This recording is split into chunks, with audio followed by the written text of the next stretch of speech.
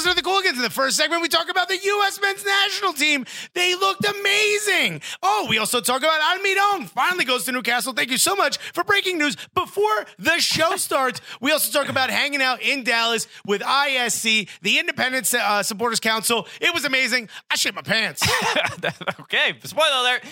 In the second segment, we're going to talk to Kevin Payne of U.S. Soccer. He works for U.S. Club Soccer, and he is an OG of U.S. Soccer, an OG of MLS. You guys are going to be so happy. And there's a strong chance you may not like anything he has to say. And we also talk about some of the moves in MLS, a couple other things going on, all this and more today on the Cooligans! Hey, this is Alexi Lawless. There is nobody in U.S. soccer that is more important than the Cooligans. Yeah, baby! Yes! Let's go! Wow! Man, we are tired. Yes, I am surprised I have that much energy. Me too. I think that's what we, this podcast has officially peaked. It is not going to get better than this moment right here. No, that's it.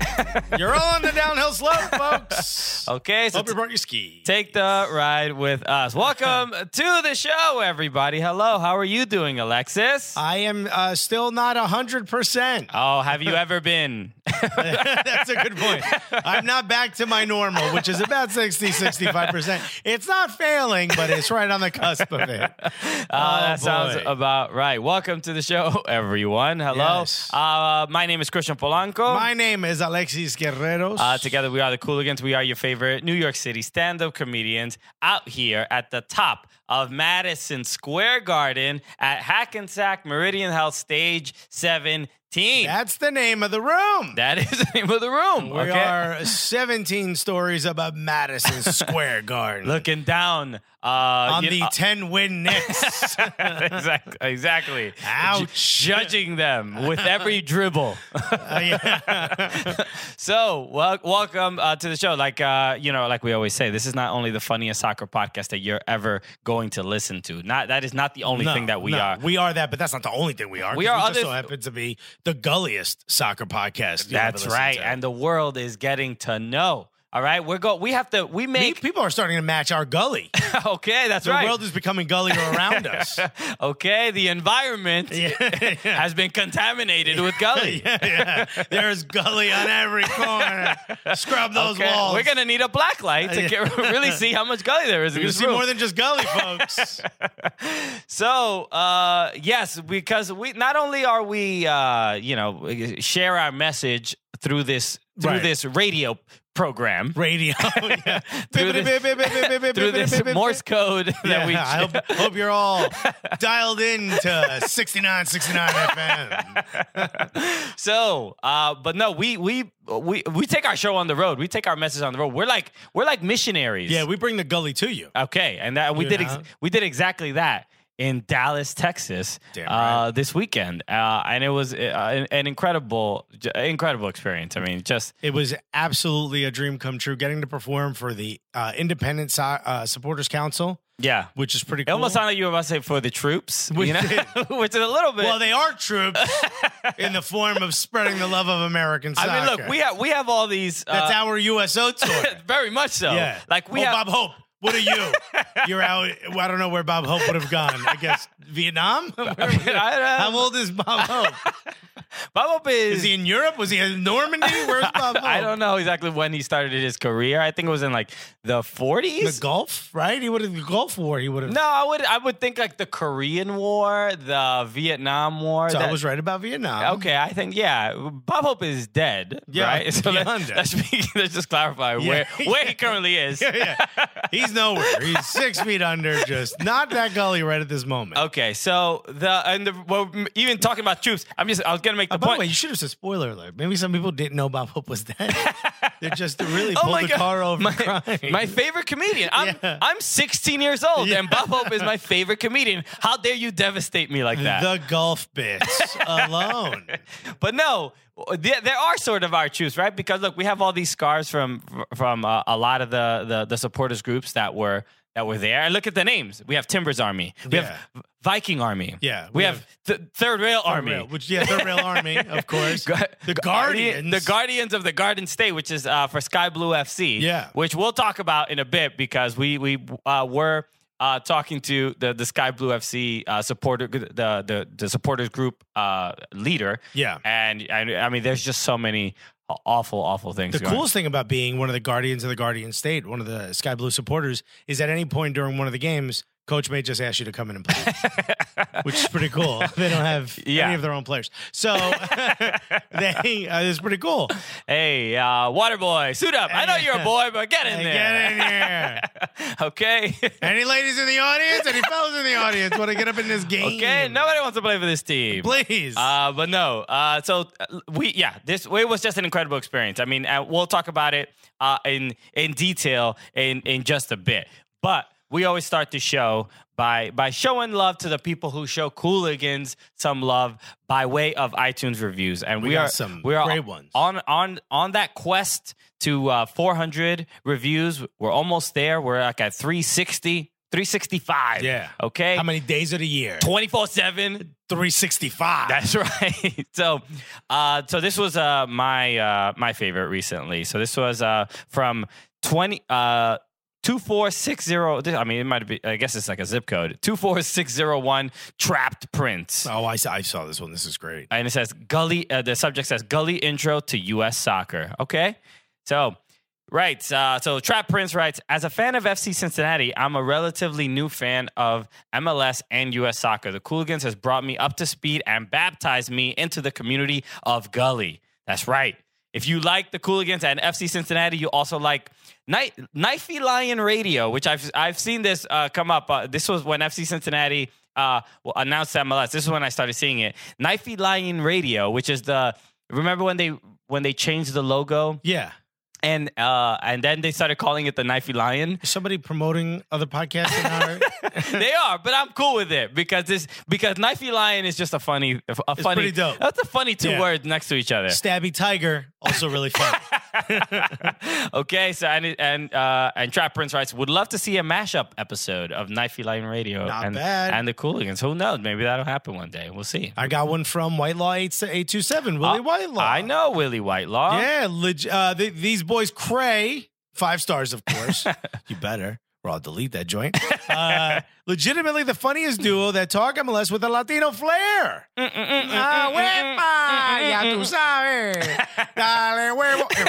Quintessential New Yorkers, and they're most likely to clown on your favorite team. If you're not laughing by the end, you've got problems. And I wish you would have spelled it the way I pronounced it. Problems. Willie, thank you so much. Thank you, Willie. For that review. Who, by the way, has come to Illuminati Party twice. Okay. And each time found somebody he worked with. Once it was a former Rebel employee, who's now like a DJ or something, right? And the other was a lady that he worked with at Rio OKC. Look at that! What a small world! It's always cool when soccer fans come out to our comedy shows. Yeah, it's pretty dope. I thought you were gonna say he came to Illuminati Party twice and found love. But I guess that wasn't the case. Or we don't know yet. In a harmless place. I couldn't remember the lyrics. Hopeless place. Homeless? In a homeless place. Yeah, Rihanna's... which is Illuminati Party. But real quick, this was a...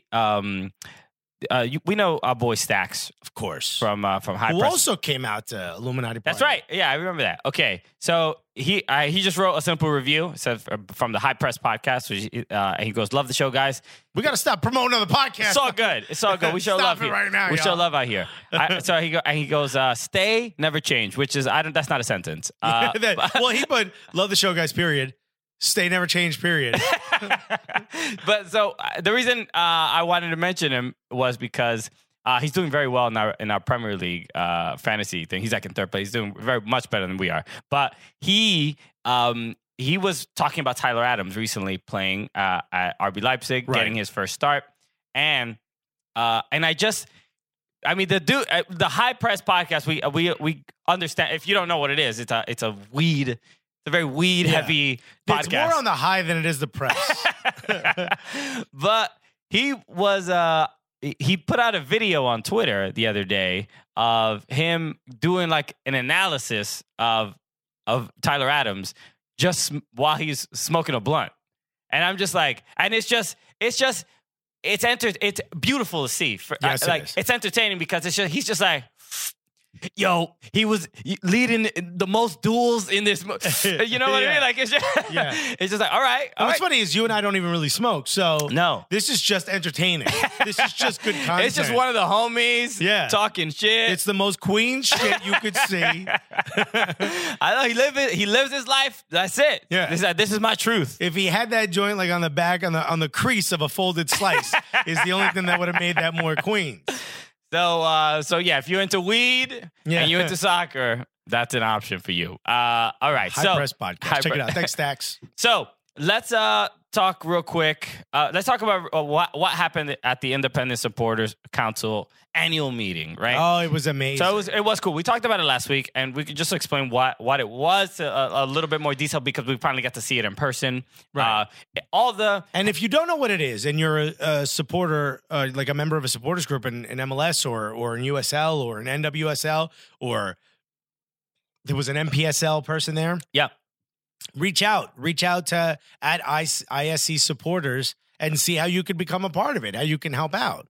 Exactly. So we get there Friday afternoon, and that evening we're basically on stage. They threw us right on stage. Right on stage. But you're here to work. Shout out to the Dallas Beer Guardians who put the whole thing together. So they did a tremendous job. Year, in a different city, a particular supporters group will take the lead in organizing all the events, finding and the financial responsibility too, finding the hotel, finding the conference spaces, and it's a lot of work. Yeah, and all the heads of the supporters groups, every supporters group gets the opportunity to send, I think, at least 2 representatives to whatever city it's happening at.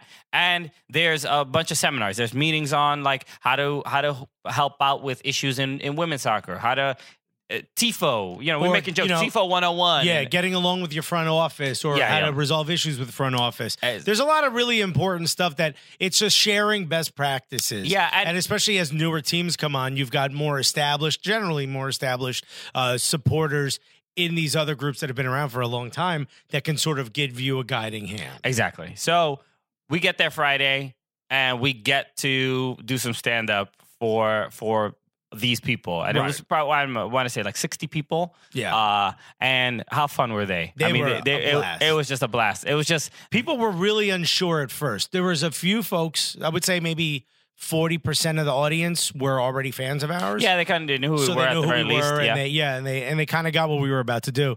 And I would say the other 60% were just like, who the hell are these two people? Why are they here? Like, I want to be drinking my beer. Yeah, everybody was like warm to us when we walked in, but for the most part, people were like, yeah, they're going to hold on to microphones and talk. We could just drink beer. You know what I mean? Do we really have to listen to these two? Exactly. And I think as soon as we started riffing a bit, especially on some of the teams, just like lightly roasting everybody. That's when everyone realized, oh, okay. Yeah, these guys came to play, and then we did a little stand up. We crushed. We just absolutely demolished everyone. Yeah. They carried you out of there. A couple guys tried to lift me up. It was pretty cool. But it was one of the best experiences since we've been doing this show. It was, even when we did the World Cup Comedy Tour, there was still like a fair amount of people that weren't soccer fans, and they were just sort of there for a comedy show. So it was like lukewarm, depending on the show. But this was just like, yo, you made any joke about any soccer team, everybody got it. Yeah, this almost, I would say it matched the Atlanta last show. Yeah, the last show. And not because it was in Atlanta, but Atlanta did come out in full support. That room was jammed. But also just there was so many like important people on stage with us that we got to joke around with and hang out, which was insane for all of us involved. But this it had a similar buzz because everyone from across the league was there. Yeah. It wasn't just one team. You know what I mean? Yeah. So they were fans of a lot of different clubs. And it was really it felt so significant in our story of Cooligans from where we started, just 2 dummies in my kitchen, to where we are now. It's pretty dope. Yeah. And being there for that weekend and being around all these people that are that committed to the sport and seeing the to sport drinking drinking. My yes. God, they want to make sure that soccer is good and well in this country, but also that the brewery industry is doing okay. Yeah. And let me tell you something: they're putting their blood, sweat, tears, and health of their livers on the line for this sport. So yeah, there was a fair amount of partying. If you haven't seen the video of all the supporters singing Bohemian Rhapsody, none of them remember doing that. That was a really cool moment. I got to I ran in the middle, started filming it. Yeah, you had the gimbal, and I saw you take off. I'm like, where the hell's he going? And then you're in the middle, like spinning around. I'm like, oh, it's gonna be a good video. So you can look at that on our Facebook page, on facebook.com/soccercoolings. Watch that video. It's incredible. It's very, very sweet. So it was cool to be a part of, and it was cool to see it in action. Right? You know, we know supporters. We know what they kind of contribute and what they sacrifice. But seeing everybody there who does the exact same thing and or has that same purpose. These are people who do not make any money doing this. They sacrifice their time, their money probably to travel and do all this other stuff and really figure out how to make their supporters group popular or more relevant and things like that. And seeing all these people do that, you're like, it affects you in some way, right? Where you're like, oh, it's cool to see this. It also like inspires you. You know, we talk a lot about how much we're doing to try to grow the sport and stuff. And you could see what these folks are doing and what everyone else at ISC is doing on most game days. You could see that effect. But to see all of the work that goes into it when they're not watching a game, it's like, this is another full-time job for a lot of these people, and there's no financial gain for them whatsoever. I left with a newfound appreciation. I understood what people did and stuff like that, but I left with a newfound appreciation because people have sacrificed a lot of their time, years, and just being in the belief like that soccer is a useful tool for the community. And I was having conversations with Sheba from Portland, from Timbers Army. She's the president of Timbers Army, who gave us the tour of the Fun Laden. Yeah, it was amazing. Amazing human being who was so supportive. I danced merengue with her as well. There was merengue on at the party. I was like, you know what, somebody threw on merengue. Yeah, you know what, you're getting danced with, okay? Here come the cooligans. So I was on my way to the bathroom and I was like, hey, and I was like, I guess I got to dance a little bit. And then I kind of slowly sashayed my way to the bathroom. And then which is another story in itself. Viking Army, how cool were they? From Red Bull? They were cool. Yo, no beef whatsoever. It was all love. It was all love. Even with the NYCFC third rail guys that were there. There was no rivalry throughout this conference, man. It was just so fun. The only real weirdness got resolved by the end of it, which was cool on our part. Weirdness. There's some people who weren't too happy that we were there, and then by the end, you guys are cool as shit. And we're like, well, that's fine. We're trying to tell you that. I think people they haven't met us, and they just presume we're just like either idiots or we're gonna mock them or whatever. Right. Like, but we're both of those. But we love you. We're both of those things. We're idiots and we're gonna mock you, but it's because we love you guys. But Choopy, who your uncle, my uncle Choopy from Viking Army, who I always love seeing other Dominicans soccer fans. That he's an OG, Metro Stars, Red Bull, been around for a while. I always saw he was the dude with the horns in the supporter section at Red Bull Arena. I always saw that person. Didn't know he was Dominican. It changes everything. I didn't know he was my uncle. Because, we learned that in Dallas. Yeah, the two of you. I was like, there's whole family photos of the two of you. Is this guy teach you how to throw curves? Remember, Dominican families, you don't play catch. You throw curves. Catch is that's an American thing. Okay, no, I don't want you to catch the ball. You need to be able to throw 92 left-handed. Okay, that didn't knuckle at all. What is this? How about we trying to get in the league? I don't give you 5. So it was all just dope, man. A good experience, a lot of fun. If you ever good experience for you, I shit my pants. Okay, maybe we should flesh out this story a little bit. I was laying down. My stomach hurt from the moment I landed to when I left. And I know some of you are saying, we couldn't even tell when you were on stage. That was my flu game, folks. That was my damn flu game. Yeah, I mean, I felt uncomfortable the entire time. Then Christian picks some highway seafood restaurant. We almost get killed. It was so good. It was good. But I decided to go for the shrimp al diablo, basically, like which is like a spicy shrimp. Like a spicy shrimp. And I ate like half of it. And I was like, yeah, I better not keep eating this. And I just really felt uncomfortable. I ate Whataburger. I blamed that for a part of it. I just really felt uncomfortable the whole time. And then the night before we leave, Saturday night. Yeah. We were kind of just hung out Saturday. We didn't really like have any responsibilities. Well, we had it was the party. That was the going away party. Yeah. So we got to hang out with everyone, and I was just drinking water. I didn't drink any beer. I drank maybe a beer after that, but I was real uncomfortable. So I drank mostly water and Topo Chico, just trying to flush my system. I just knew I was uncomfortable. Went to sleep that night, tossing and turning, couldn't sleep well. At like 7:30 in the morning, I get the desire to fart, and I'm like, yeah, I should do that. And quickly I realized it brought some friends with it. Yeah. All I'm going to say is Christian slept through the whole thing. Thank God he was not in the bathroom. No, because I would have dragged. I did wake up to all I in the dark of night, right? I just saw like I've never seen you run so fast in my life. Yo, your boy full sprint into the bathroom. Dude, if it was I whipped off the sheets so fast. Dude, if it was him and DeAndre Yedlin at like a 4.40 and the toilet was on the other end, Alexis would have won. Yeah, by a nose. At least by a nose. I was like, what? I've never seen Alexis scurry. I think he just scurried. Yeah. No, I ran so fast that my heels were touching the back of my legs, my thighs. I hustled to the bathroom. And it wasn't a lot, but it was enough where I had to throw that underwear and sweatpants away. And I woke up, I figured it all out. Like I got another pair of pants. Thank God you were sleeping. And then I figured I showered. I had to cleanse myself of what happened. I wrapped everything up.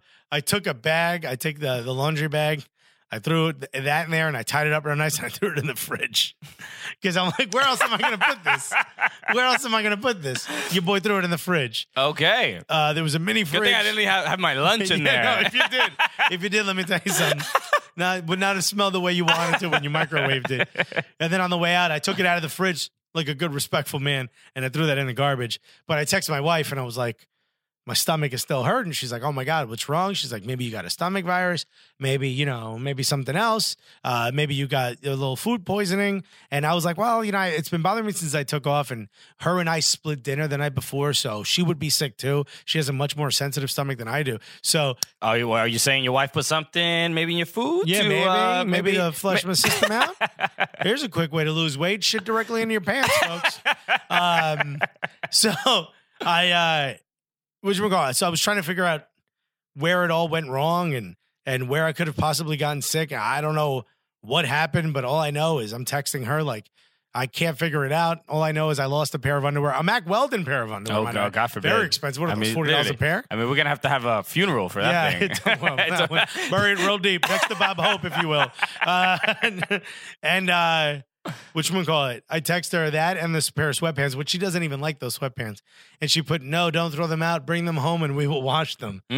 What kind of we? I love the we in there. what kind of rat kid are you? How are you raised? Where I'm going to bring home some pooped up underwear and sweats. Honey, I brought a gift. Yeah. In my bags. That's a bag you check. That's not something you bring with you. Yeah. Get out of here. Yeah, don't put it in the carry-on. It'll be why is this plane smells a little strange? Yeah. I'll tell you what it is, a little bit of Whataburger. Well, my stomach is fine. Yeah. And, mine's still a little upset. Maybe eating 8 pounds of pizza a week, it may not be the best solution. I told you I'd cut it down to 7.5. Please respect my process. Okay. Well, trust me, everyone. I swear this is a soccer show. We talk about soccer. Eventually we get there. So let's get to a couple things going on. Obviously, the breaking news out of Atlanta. Miguel Almiron is going to Newcastle. That's right. The Atlanta of England. That's right. Okay. You know how they love their trap music out in Newcastle. Well, they all sound like mumble rappers to me. That is true. And that's just when they speak normally. Yeah, that's just regular speak. That's it. Rafa Benitez got his wish. He gets to stay at Newcastle. That's right. Rafa thought he found a way out. He was like, if you guys don't buy Miguel Almiron, I'm out of here. And he's like, that'll be pretty good. All right. Well, your punishment is we will buy Miguel Almiron. Yeah, how dare you? So this is obviously a big deal. Not Breaking news for us. I know you guys are listening to this on Wednesday. but we don't know. We don't. 40 minutes before we started recording. Yeah, we don't know exactly how much the deal is for. No, we know he's flying. Supposedly, they agreed to a $27 million deal, American, which makes it what, 22 million pounds? Sure, give or take. Yep. Not a bad deal. Yeah. He was their top transfer target. So Yes. So this is a big deal. He's changing from the 5 stripes to another 5 stripes, just a different color, basically. Just black and white. Just black and white, right? But this is a huge deal for, I guess, the future of MLS, the future of the South American pipeline from to MLS, to England, or to Europe. There were a couple other teams, right? There was rumor he was going to go to Napoli. It was rumored Real Betis, all these other teams. There was the agent was doing a really good job of getting out in front of everybody, trying to get him sold. But at 24 years old, this changes everything for MLS. And we've said this a couple times, but this does. 20 million. Look, he's not 27 million American, not the most expensive deal to go down. But I think is it the most that Newcastle's ever paid for a transfer? I believe so. It might be, yeah. So, look, at the end of the day, hopefully this saves Newcastle and it makes everyone in America look good.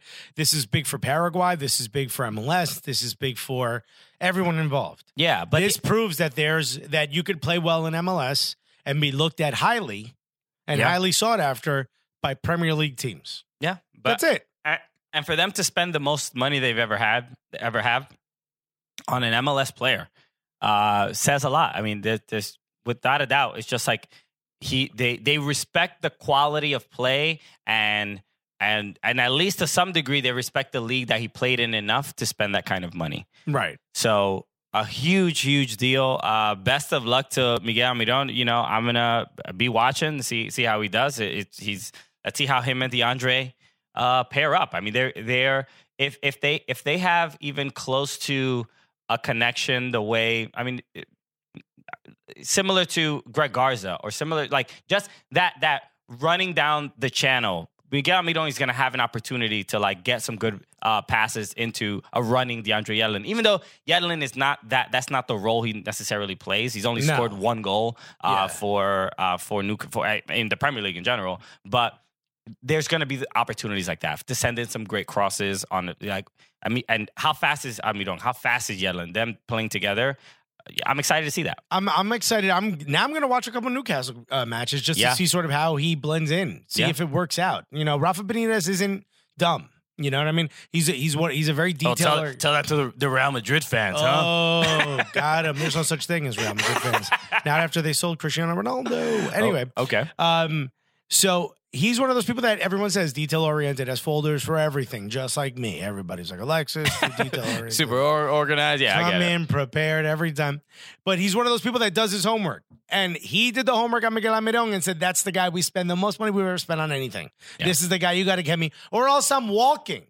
He didn't say, please get this guy. Here's a list of 10 people. He said, Miguel Almiron is a member of Newcastle, or I'm not here. Yeah. That's big. That's insane. This is a player from MLS. Yeah. And this isn't a guy who went to Europe and came back to MLS. This is a player who took the step to go to MLS before Europe, knowing it would be a better move for his career. Yeah, it's like if Pep Guardiola was like, if you don't get me Graham Zusi, I am leaving this team, okay? I'm out of here. Stop asking me who Graham Zusi is. Okay? Do not disrespect me or the Zeus. The Zeus. San Susi. So I'm excited, man. I think it's going to be I think he's going to fit well in the team. I mean, they have to stay up. They have to stay up. That's why they're spending this money. I hope for Almiron's sake, for MLS's sake, that Newcastle does not get relegated. And Tim, our producer Tim, just confirmed it. John Percy of The Telegraph tweeted out, it's a $27 million U.S. deal, a club record for Newcastle. Okay. This is it. This is huge. Yeah. Very, very, very. And if Tim says it, It's the truth. Okay, and Tim knows very, very little about soccer. But Yeah, very little. He also said that Bob Hope ended the U.S. tour. He went from the USO tours from 1941 to 1999. He actually put 199. I'm assuming he means 1999. No, he went backwards in time. He's old enough he could have. All right, so let's talk about a couple other things. Let's talk about the U.S. men's national team because We finally got to see what Greg Berhalter. This is what Ernie Stewart. Ernie, you Put were all the chips in. you're holding him. He's accountable. holding his feet to the fire. That's okay? And the U.S. Ernie Stewart saving his job for a little longer. for one more game at the very least. At the very least. Hot seat. If Alexis is the boss, every person in U.S. soccer is on the hot seat. You give up one goal, you're out of here. Get out of here. I'll fire you during the game. You think I'm home? So the U.S. men's national team plays against Panama.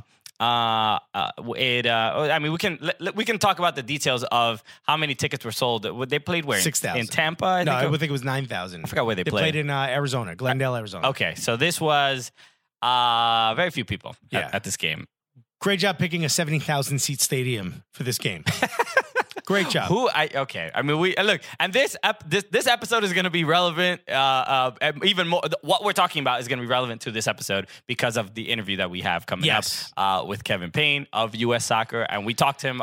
We don't talk about these specific things, but just like the groundwork of U.S. soccer and why it is the way it is. If you're a modern American fan, oh boy, yeah, you might Buckle up. You might not like some of the things he has to say. If you are a soccer conspiracy theorist, you might think you're proven true by the end of this whole thing. So there's something for everybody, right? Yeah, fun for the whole family. So get your tinfoil hats. But thank you again, Kevin Payne, for joining the show because it was he did provide some insight of the other side, and we don't us liberal soccer people tend to be in this echo chamber, and we got to hear what's going on the outside. So you will enjoy it, trust me. It might be your first Cooligans Hate interview, Yeah. But it was we are very grateful that he was on the show. So U.S. men's national team against Panama. U.S. wins 3-0. Yes, and not a lot of people there. And it is what it is. The U.S. men's national team missed out on the World Cup. They missed out on the opportunity to have some excitement about the team. Nobody really wants to go out and just spend a ton of money to go out and support a team just yet. But there's a lot of stuff to sort out. But let's talk about Greg Berhalter and his tactically what the team looked like. Well, and let's talk about some of the new faces. Let's talk about the team he picked. Yes. A lot of names you may not be familiar with. A lot of names that just jumped up a few levels. Mihailovic in particular. Mm-hmm. Clearly hopped up a few levels. I know he was injured for a long time. Chicago Fire product. Looked great. I don't think he looked incredible, but he looked great. He looked good enough for where I'm like, if this guy gets a call back outside of the January camp, I'm understood. I understand why. Yeah. Christian Ramirez looked good. Baird looked pretty good. Corey Baird, Marcel. Zardes, I think, missed an opportunity to look good there. Mm-hmm. Who else were some of the names that you were impressed with? Michael Bradley. I mean, we got to show love, man. Yeah, you know what he could do. It's against Panama. Relax.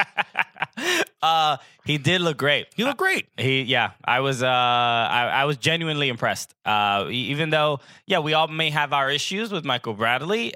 Clearly, he still has something to offer. And this is what I hate. And I know that Ives Galarcep was he had tweeted this and we had retweeted it about just it every time there is a if Michael Bradley is successful, it's like the opponent was weak and it was Panama's C team and whatever. And if Michael Bradley's terrible, then it's like he couldn't even do it against the C team. You know what I mean? Like there's nothing. Nobody's ever happy. He is in a lose-lose situation. Yeah. Then again, he was on the field and was a significant player for the team when they didn't qualify for the World Cup. So nobody's taking. He's going to take some heat. But anytime an American soccer person, fan or otherwise, says Michael Bradley played well and deserved to be there, it's like, I don't know, walking into, an AOC event and yelling, "The wall's not a bad idea." Everyone treats you that way. You're the worst human being ever. Of course, yeah. And look, at the end of the day, Michael Bradley is a soccer player that plays in the U.S. Is he the guy that we should be depending on come next World Cup cycle? No. Of course not. But Gold Cup's coming in a year. No, Gold Cup is this year. You know what I mean? It's coming this year. Yeah. Bruh. Yeah, he's going to be important. Yeah, he will be very useful. And also, let's see what Berhalter's system is. Everybody's like, hey, I don't think he played exactly the way he played or he set up his team in Columbus. Clearly, this guy's got some range. Let's see what he does. Let's see how the pieces fit before we freak out that these are the pieces that are being used. And it will be Tyler. Think about how much better the team's going to be when you have your Adams, when you have your Weston McKennie, when you have your Sargent, when you have your Weah, when you have your Pulisic. When you have your Weah. When you Weah. I want to come my Weah. Everybody come my way. And to get into maybe a little TSS tactical whatever. Ooh, we're gonna be a quick take hot take. But no, Greg Berhalter has been much more forthright about how he wants to play than I think pretty much any other men's national team coach that I can remember. He's very specific and clear. And there was a breakdown that I saw that. So I forgot who put it up. I wish I could remember. Somebody put it. It came up on my timeline, but it was Berhalter plays in a system where he doesn't want any horizontally on the field. He doesn't want any players to be in a line of more than two. Like nobody can be more like perpendicular. They can't be together, and then vertically. They can't be in a straight line. Nobody can be in a straight line. And when you saw it broken down, I was like, there was so much more space. There was so many more like triangles. There was and you noticed in the game where I'm like, holy crap! Like the men's national team is holding onto the ball. Michael Bradley's pinging balls everywhere. Yeah, Panama had no real opportunity to take the ball away. Yeah, Zach Steffen and Sean Johnson had, I think, one save that was wildly necessary each. Yeah. Everything else was just like, all right. I mean, if you don't need me here, and I could have brought my iPad out here. Especially for the look, even in the Dave Sarakin era of those games of just those friendlies, right? The U.S. did not look like that, even with their like A squad. Mm-hmm. So that it left me a little bit optimistic. I'm like, all right, maybe there's Berhalter brought in a little bit of more just confidence on the ball, just a little bit a system that the players are like, all right, I'm a bit more proud to wear this uniform right now because I feel like there's a system in place. Well, I think the thing that most of the players have said or reporters have leaked out about the camp is that every player understood what their role was on the field. Yeah. And they understood what when they did something, whether that was a positive or negative thing for how the team wants to play, which is wildly different from anything we've had since probably the last Bob Bradley era. Sure. So, look, I'm not going to sit here and say that I think Greg Berhalter was in the entire world the best option, but I think he's an incredibly good option, and I'm willing to give him a chance because those little things are uplifting to hear. Those little things are a step in the right direction. Yeah, and now that seeing him do well and seeing, it was just one game, but let's say the next friendly that comes up, it just feels like, why did it take so long to get him there? What were we waiting what for? the hell were we waiting for, man? It's like, and it wasn't. And by the way, Ernie should have to answer that question. Sure. I mean, he doesn't. How long does he have to answer the question? But it just seems more. He never did. So answer it once. Yeah, it just seems more ridiculous as time goes on, and as he does well, right? But let's talk about some of the players that especially one of them that got his first cap. Who stood out the most to you? Let's start there. Who stood out the most to me? I mean, Frank, I'll be honest. I'm gonna have to say Michael Bradley stood out the most to me. Other than Michael Bradley, because he's been around the most of the newer guys. Jonathan Lewis. Really? Yeah, without a doubt. He looked very impressive. He looked so confident and he plays like he plays in NYCFC, attacking defenders. He's fast. He's good on the ball. He's not the best on the ball. He's not the best striker. But he is clever enough to create some space and get some good opportunities to either get a shot on goal or more than likely get an assist. And he is currently listed as the only forward on NYCFC. Yes. So look, if you've listened to this show before, yeah, we have talked about Jonathan Lewis ad nauseum. Yeah, we've talked about him so much. And it's not because we think he's the greatest ever. He's clearly someone that deserves to get a chance. Yeah, and he got a chance on the men's national team, a real shot on the men's national team before his club team, where he's and not to say that he doesn't get real opportunities on NYCFC. But when he does, he shines. When he does, he shines. He is known as a super sub when it's like, yo, he could be doing this for 90 minutes, not just 10. Yes. Not just 15.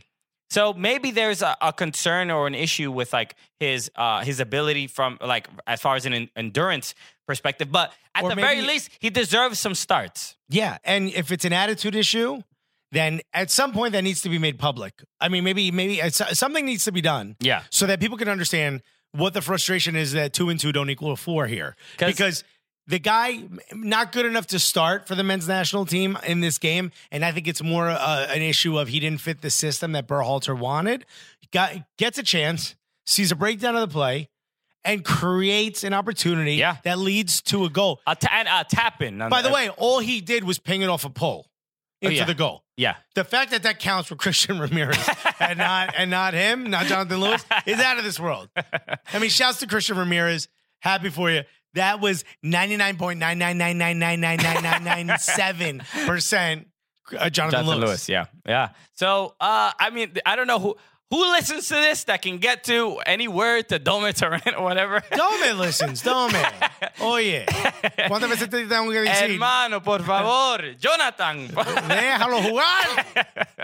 Because Dale un chance, coño. It's looking, especially with how well Jonathan Lewis played, it's looking crazier that he's not a starter on NYCFC. It's insane. How are you successful on your national team and your club team? You can't even get minutes. Yeah. Did that happen with somebody? Who did it happen with recently? I think it was somebody in the World Cup. I don't remember, but it's just like insane to me. Anyway, you know who impressed me the most? Who? I was gonna say Corey Baird. I like the way he played on that wing. Clearly, most of the game was going through him, which is what a monster responsibility. Sure. But I'm going to go back. I'm going to say that it's Mihailovic. Georgie? First of all, love a dude with 2 silent D's in his name. Okay. Very nice. Yeah. Way to confuse everybody. Alexis has silent F's. Yeah. Stop calling me Flexless. I ain't down with it. I like the fact that it was a deflection and he didn't make like crazy through passes. He kept pinging it back. A lot of people are blaming him for not, making turns and not going at. He found open spaces. Mm-hmm. He would go back. He would reset, which is something that American teams in the past have always seemed to me either too afraid to go forward or too hell-bent on going forward. Okay. And he was like, smart. No, I'm going to ping it back. He had a lot of poise with him. A lot of German teams were there taking a look at him, which is, did they count towards the attendance? That would have been nice. Count the whole team, 11 for everybody. When given an opportunity, he shoots, he scores. Those are big man opportunities. Yeah. Those are someone who takes the game by the balls and says, yo, I'm going to do it. So something like that, I'm like, yeah, you're going to get a little bit more credit from me. Yeah. And it's not just because he scored. He took the chances where we're given. Something Ebobisse didn't do, Ebobisse, and I was hoping Ebobisse would. I was hoping Ebobisse would show that it wasn't just when he plays for Portland that he could score in these big opportunities. Maybe it's not a system he's used to playing. Maybe it's not a role he's used to having. I'm not saying he played badly. He just didn't take it by the balls the way Mihailovic did. Mihailovic did, yeah. And there's some players that had that, that opportunity.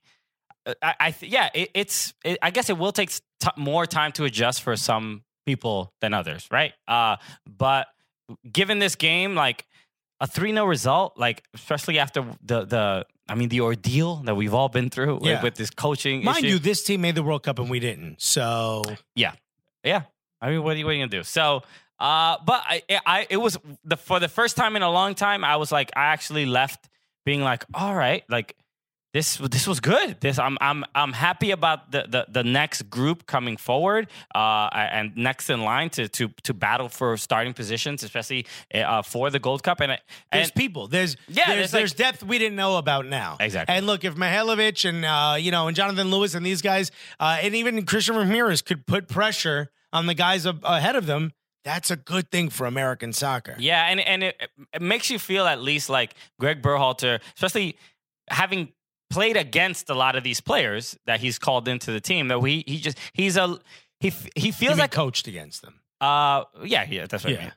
Having competed in the art of football. I was like, was Berhalter out there? He's a little player coach. But after he knows the players he's probably he's had to plan for them, tactically when he's playing against them in the regular season or in the playoffs and stuff like that. But I feel like Berhalter is like a slightly more of a tinkerer than Bruce Arena, than Jurgen. Like he's just a little bit more like he seems like, and we were joking. You had made a tweet about like he seems very serious, like he doesn't laugh at anything. He just says, "Oh, that's funny," right? And he just seems like kind of a awkward, serious soccer guy that he enjoys soccer more than he does anything else. Exactly. Yeah. So with that said, I'm just like the fact that he could take these young players and make them who have not a lot of them haven't played together before and make them look pretty confident. That is what makes me confident in the future of this team. Yeah, I mean, we're happy with the result. We got another game. Who they play against? What's the next game? It's a big one. I can't remember right now. that's what this show is, not knowing who the hell the U.S. is going to play. Costa Rica on Saturday. All right. Okay. The 2nd. So, okay. All right. Another challenge. Let's see what happens. Let's see how that goes. Let's see if Matarrita might. I don't know. Did he get called in? I don't know if he got called into that. I don't know. But, they were probably watching this game and trying to now. Yeah. Now people are going to be able to plan. We're not surprising anyone anymore. All right. So, let's get to our next segment and let's get to our interview with Kevin Payne. So Kevin, you'll so just to prepare you for what you're about to hear, because I know a lot of our listeners are like-minded listeners like us. We want to see the game of soccer grow, and we want pro-rel, and we want solidarity payments, and it's important to know not everyone wants that for the game. Some people do not agree with you. Some people think it's just fine where it is. All right, stop messing with the thing I built. Yeah. That's what they say. So Kevin Payne is one of those people very influential in the creation of Major League Soccer, the safety of Major League Soccer. At the end of the day, the league wouldn't be here if it wasn't for a handful of people, one of which is Kevin Payne. Exactly. Now, for those of you listening who are not MLS fans, you'd be like, I know. And this interview is only going to make you way more enraged. Okay? We were trying to be respectful. Yeah. Right? If this is still an older dude in front of us, we're not just gonna be like, how could you fucking say? We're not animals, okay? Exactly. But that said, we didn't agree with everything he said. We might not agree with anything. But I think Christian said it as soon as the interview was done, and he was with that, far enough where he couldn't hear us, which is not that far. He's an older man. Christian said, like, it's important to hear those points of view because they exist and you don't really get to hear them that often. Yeah. So it's important to see where is everyone else, And we mentioned to a few people, I'm not going to name who, one of which is a longtime soccer writer. And they were like, yeah, no. I mean, when people say that there's an underground conspiracy stopping those progressive things from happening in soccer, he's the guy they're talking about. You know what I mean? Or when people say the league won't move on until those old guards die out, he's one of those old guards they're talking about. And you could see someone who, it's hard for me to put my arms around something someone says with such a strong belief that it's like, well, I know you're wrong and what you're saying is antiquated, but you believe it so much. Yeah. That no matter what I say, you're just going to think what I'm saying is hooey. You know what I mean? You got my point? Yeah. That was that's sort of how, I mean, I don't want to, I feel like it's weird to be like, I hope he dies. Yeah, that's not what I'm telling you what someone else said. Someone else hopes he dies. Oh, man. I say just get out the game. It's just look, it is what it is. U.S. soccer is the way it is for a reason. And this is part of it, and this is some things have to change. I would love some to people hear- want things to change, and we have to fight for that. And that's What do all our it means. fans think? Yeah. So you're gonna listen to this. Let us know what you think, please. We'd love to hear your thoughts. Please let us know. Maybe the right answer is somewhere in the middle. It might not be. So we'll see. You tell us. We'll be right back with Kevin Payne right after this. Thank you so much for listening to the Cooligans. We just want to give you a word from one of our sponsors, us and you, Gully Squad. That's right. Show that love, show that support. All the people who've helped us get to. I mean, look, we got to go to ISC, and the Gully Squad members are a big reason, a big part Chicago, of that. ISC over in Dallas. Previously, when we went to Dallas for the interviews, and some of these other interviews we're planning with some other teams, things like that. All of those things are super important for us. We're trying to give you some of the best and funny content, and you guys make it possible. If you're a member of Gully Squad, you have helped us out so tremendously, and we could use a little bit more help. Exactly. So soccercooligans.com/Gully Squad. That's the place to go. And if there is a super secret Facebook group that may or may not exist. Yeah. Okay, and nobody knows if it does or does not. No comments from anybody. Exactly. I'm not saying nothing. But there might be a possibility if you join the Gully Squad, you might end up in that group. Who knows? Maybe it's like joining like the Freemasons or something, but you go right to the top. You know what I mean? Like you get to see all this stuff. Like you get to see the drawing of Jesus holding his baby. You know what I mean? That's what happens when you join Gully Squad. You're right to the top. Okay, I'm gonna show you where the bones are hidden. Yeah. You want to smell the bones, bro? We got bones. So go to soccercooligans.com/Gully Squad and join today. Yeah, baby! Sorry about that. All right, we are here in Chicago. We're at the convention. They put us near the bathrooms. But we're going to be doing interviews. The sound you hear in the background, that is the Adidas DJ booth next to us. They're being very rude. Yes. And they're having too much fun. And you also might hear some flushing because we're next to the bathroom. Again, I said that. Though. Yeah. But the reason we're doing this interview, I mean, we're just excited to be here in Chicago. We're at the convention. You get to meet some people that are brand new in soccer, some people that have been in soccer for a long time, some people that are OGs, and we're talking to one of those. Ladies and gentlemen, unless you're driving, put your hands together for the one, the only, Mr. Kevin Payne, everybody. Hello, Kevin. Thank you so much for being on the show. Gentlemen, thanks for having me. Take number 2. Yeah. So when we first introduced ourselves, that was the one thing I noticed. I'm like, look, letting you know, hey, we're both stand-up comedians. Is this a little bit strange? Is this just the concept of two stand-up comedians from New York at a soccer conference? How does that even make you feel? Well, I mentioned to you that in the soccer business, particularly in youth soccer, it's often either laugh or cry. Okay. And I'd rather laugh than cry, so thankfully you're not going to ask me to weep on the microphone. Sure. I mean, we spent some time crying, after the U.S. men's national team did not make it to the World Cup. So that was that was the latter of those two emotions, right? Just sitting by myself in my room. My wife's like, "Are you okay in there?" I'm just weeping. I watched that, so it's funny you said that. I actually watched that game sitting at a outdoor bar at the country club where I live in Charleston, South Carolina, because they had access to the channel that was broadcasting the game. I was the only person there. It was just me and the bartender, and I kept repeating, "You have got to be kidding me." Yeah. You have got to be kidding me. So during the game, hopefully with a couple more swears. well, in there was some expletives in there. Particularly at the end of the game, when all of the various things that had to happen to keep us out of the World Cup all happened at the same time. It was pretty surreal. Yeah, so people don't know your background. So right now you're currently a U.S. soccer executive, and like you mentioned, U.S. club soccer. U.S. club soccer. US Okay. club soccer, So, so how about that? What is specifically the difference? Well, U.S. club soccer is what's called a National Association member of U.S. soccer. So we're the same kind of member that ASO is or USYSA. There's only 3 of us in that category. In our case, we have 500,000 members in all 50 states. We have 75,000 or so staff. So we're a very, very large national organization. Okay. But we're a member of U.S. Soccer, which is obviously the national governing body. Got it.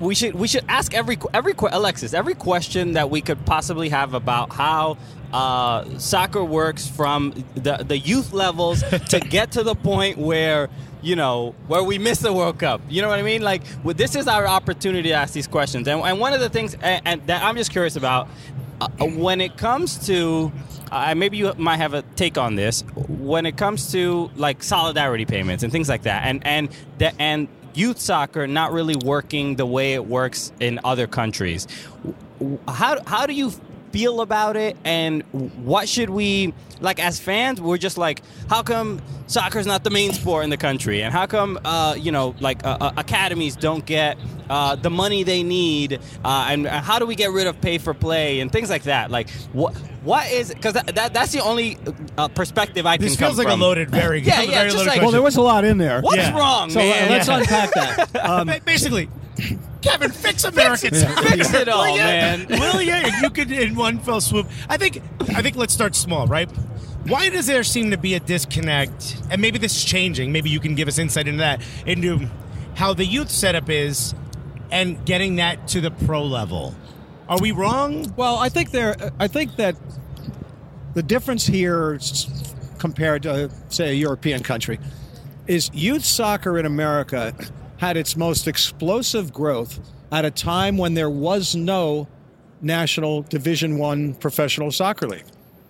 So there was no pathway. There was indoor soccer, and then there were various forms of the Western Soccer League, the American Professional Soccer League, the American Soccer League, all these minor leagues, none of which were careers for people. Yeah. And to put that in perspective, you're talking about post the collapse of the NASL. Yes, and before the beginning of MLS. Right. So in that dozen or 13 years, youth soccer exploded. It enjoyed its greatest expansion in advance of the World Cup in particular, and immediately around the World Cup in '94. And so it became an end in itself. It didn't exist for the purpose of producing players for a professional environment. It existed to support itself. Right. So we start out from coming at it from a completely different place. There's still a misunderstanding, in my opinion, in American soccer in terms of roles. I believe that I love this event. I love coaches. But I think that 99% of the people in this event probably don't really understand what their job is. They think of their job as preparing to win a game on Saturday.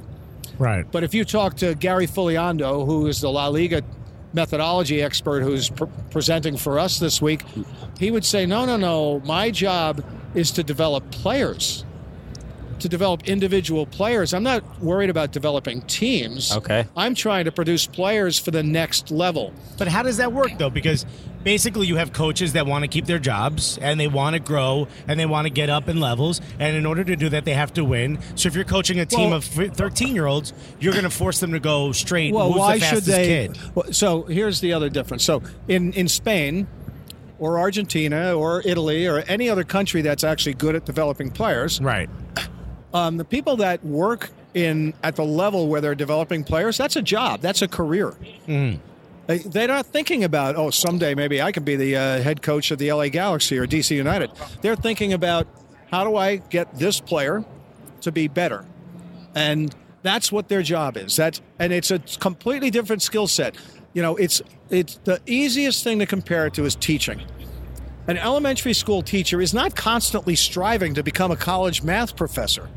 Right. They're looking to be They're the thinking, best. I want to be the best possible elementary school teacher, and that's a very worthy effort and a worthy career. So that's what I say when I talk about the fact that I think there's massive confusion that's endemic now in terms of what the roles are. It's hard to change that. It takes a long time. Although I think you made a good point. We should have promotion and relegation in teaching. Ooh. You know what I mean? Well, your average grade slipping? Okay. Bruh, go to gym class. You're not a gym teacher. You're going back to third grade. You go to kindergarten, you're almost out. You're almost out.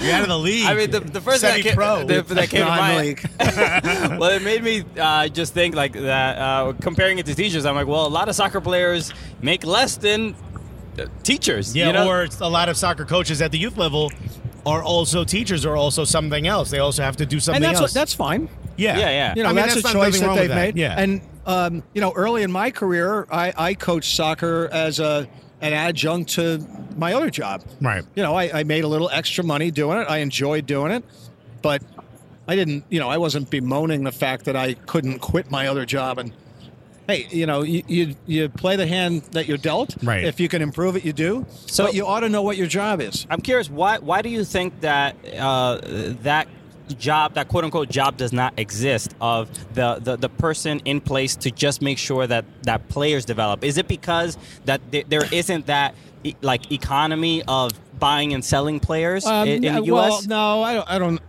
Listen, if you looked at the American population of players, let's just say it's 4 million. It's bigger than that, but there's 4 million that are registered through U.S. Soccer. There's a much bigger number than that aren't registered, but let's just say 4 million. How many of them are going to become professional players? Are ever going to be paid a dime to play? At least 3.8. I'm joking. Not even close. I know, yeah. It might be 0.38. Really? Okay. Yeah, if it's even that high. I doubt if it's that high. Even if you count college scholarship as being paid, it's still probably not that high. So for the vast majority of players, coaches need to be dedicating themselves to providing the best possible experience for these kids. So every kid that you come in contact with, whether they're Landon Donovan or they're just a kid that likes playing soccer, you should be striving to give them the best possible experience. Not every kid is, I always say this, not every recreational player is going to become a national team player, but every national team player started out as a recreational player. Right. And so, and you don't know who they're going to be. Yeah. When they're 12 or 13 years old, there is no evidence anywhere in any country in the world that you can predict with any kind of scale Right. who are going to be the players that emerge at the end, because that's just not the way people develop biologically. That's not, they don't enjoy their physical maturity until later in life. By 12 or 13, yeah, I can see that it's a lottery, right? You don't know who might be. You can't bet on anybody. But by 15, 16, Oh yeah, then kids are starting to become more mature. Yeah. And you ought to be able to understand at that point who's going to have the physical. And even then, it can still change a lot. Of course. I mean, there's kids that grow, 8 inches over the summer when they're 16 years old. Yeah. But do you think Still that, waiting for that myself. Yeah, me too. But don't you think there's like something maybe a little bit lacking in that maybe the American coach or the American soccer landscape can't identify a 15 and 16-year-old player that and make them prioritize them a little bit and make them great? Well, a lot of it depends on what criteria you're using, right? Yeah. So because we have traditionally had a big focus at youth soccer in winning games. Right. So it tends to be the kids that are the biggest, strongest, fastest athletes. You take your biggest, strongest, fastest athlete, put them closest to the other team's goal. Yeah. You take your next biggest, strongest, fastest athlete, put them closest to your goal.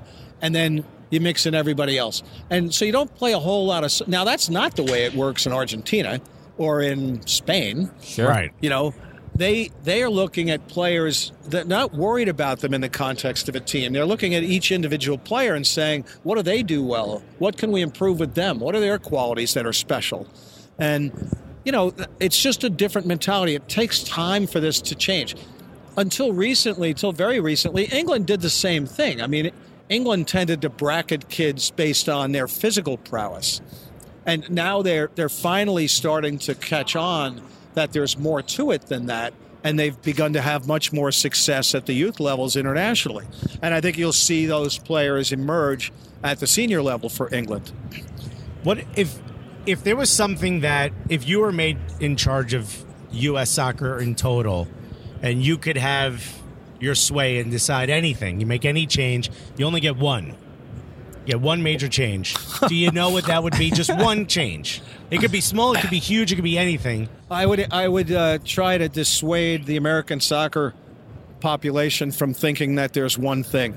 Okay. I'll teach you, buddy. Well, that's why you only get one, and now you're out, and now I'm in, and my change would be pay myself a lot of money. And I have often said that. I used to say that all the time in the MLS board.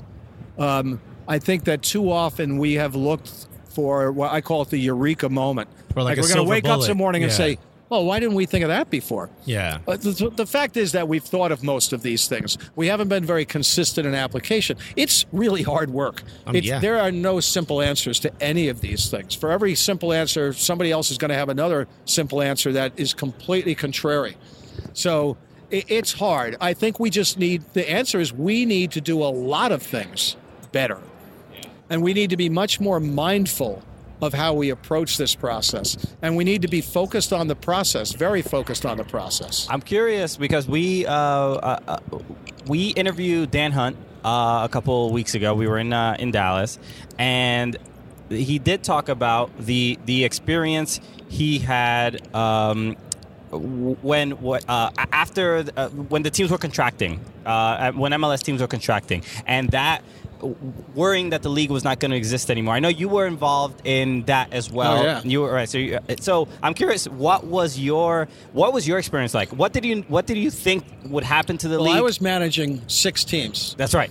So no big task there for AEG. Yeah. And actually, Dan was pretty young when that was going on. Had just started to get involved. I think he had just graduated from college. Mm-hmm.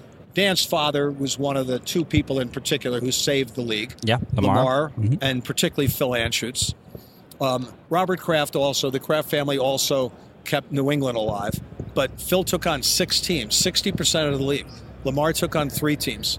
I spent a lot of time with Clark Hunt and with John Wagner, who was the president of Hunt Sports, trying to figure out where could we save money? What were reasonable, points of discipline that we could institute and say, this is what the MLS budget is going to look like on a team level and on a league level for the next 5 years? Because that was the biggest problem we had. We had no predictability. Nobody knew going into a year, am I going to lose $1 million? Am I going to lose $8 million? Yeah. And, even for wealthy people, and it was a tough time in the economy. Right. But even for wealthy people, that's a big swing. Of course. There's lots of people who might say, yeah, I'll stick with it and lose $1 million. But, man, I'm not losing $8 million. And there was a lot of unpredictability, and we spent a lot of time trying to figure out how we could demonstrate to prospective buyers, because it was a classic workout. The whole idea was always to try to fix it, create a little more certainty, and then resell these operating opportunities. I'll call them franchises. They're not franchises, but that's a term that people understand. And we were able to do that eventually. The Hunts were able to sell Kansas City. We in D.C., I sold D.C. United. Then we sold Colorado. Then we sold New York. And then we sold half of Houston. And we actually so we broadened the investor base. But a lot of it had to do with the fact that we're able to say to them, here's a 5-year spending plan, and we're not going to deviate from it. Yeah. And it's only going to cost you this much. We can't completely control what it costs you at the local level, but you have that control. Yeah. But at the league level, these things are going to happen, and we're not going to throw a bunch of money down the drain. And we had been doing that. With the way the league is going, just piggybacking on what you just mentioned, to go from contracting teams and, as Dan mentioned to us, it being on one phone call about to be made to close the league up, to where we are now, where teams are almost going for $200 million each, or franchises, as you will. It seems to us as fans that soon enough it's going to come a time where the single entity structure won't be able to maintain itself, where there's just too much value in these individual teams, where something like that may have to expand. Do you disagree? Well, I think in some ways the single entity, people shouldn't worry too much about the single entity was done for a few reasons. Early on, certainly it was a way to help manage spending. Mm-hmm. Yeah, and that was necessary. We would have gone out of business if certain teams had been allowed to spend as much as they wanted, and they were some of the ones that walked away. Right. They wanted to spend more, and then when times got tough, they were like, "Well, see ya." Yeah. And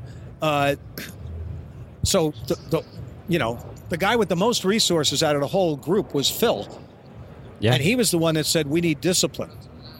So he could have done anything he wanted, and frankly, it wouldn't have made him any richer or any poorer in relative terms. But he didn't. He understood we had to run this like a business.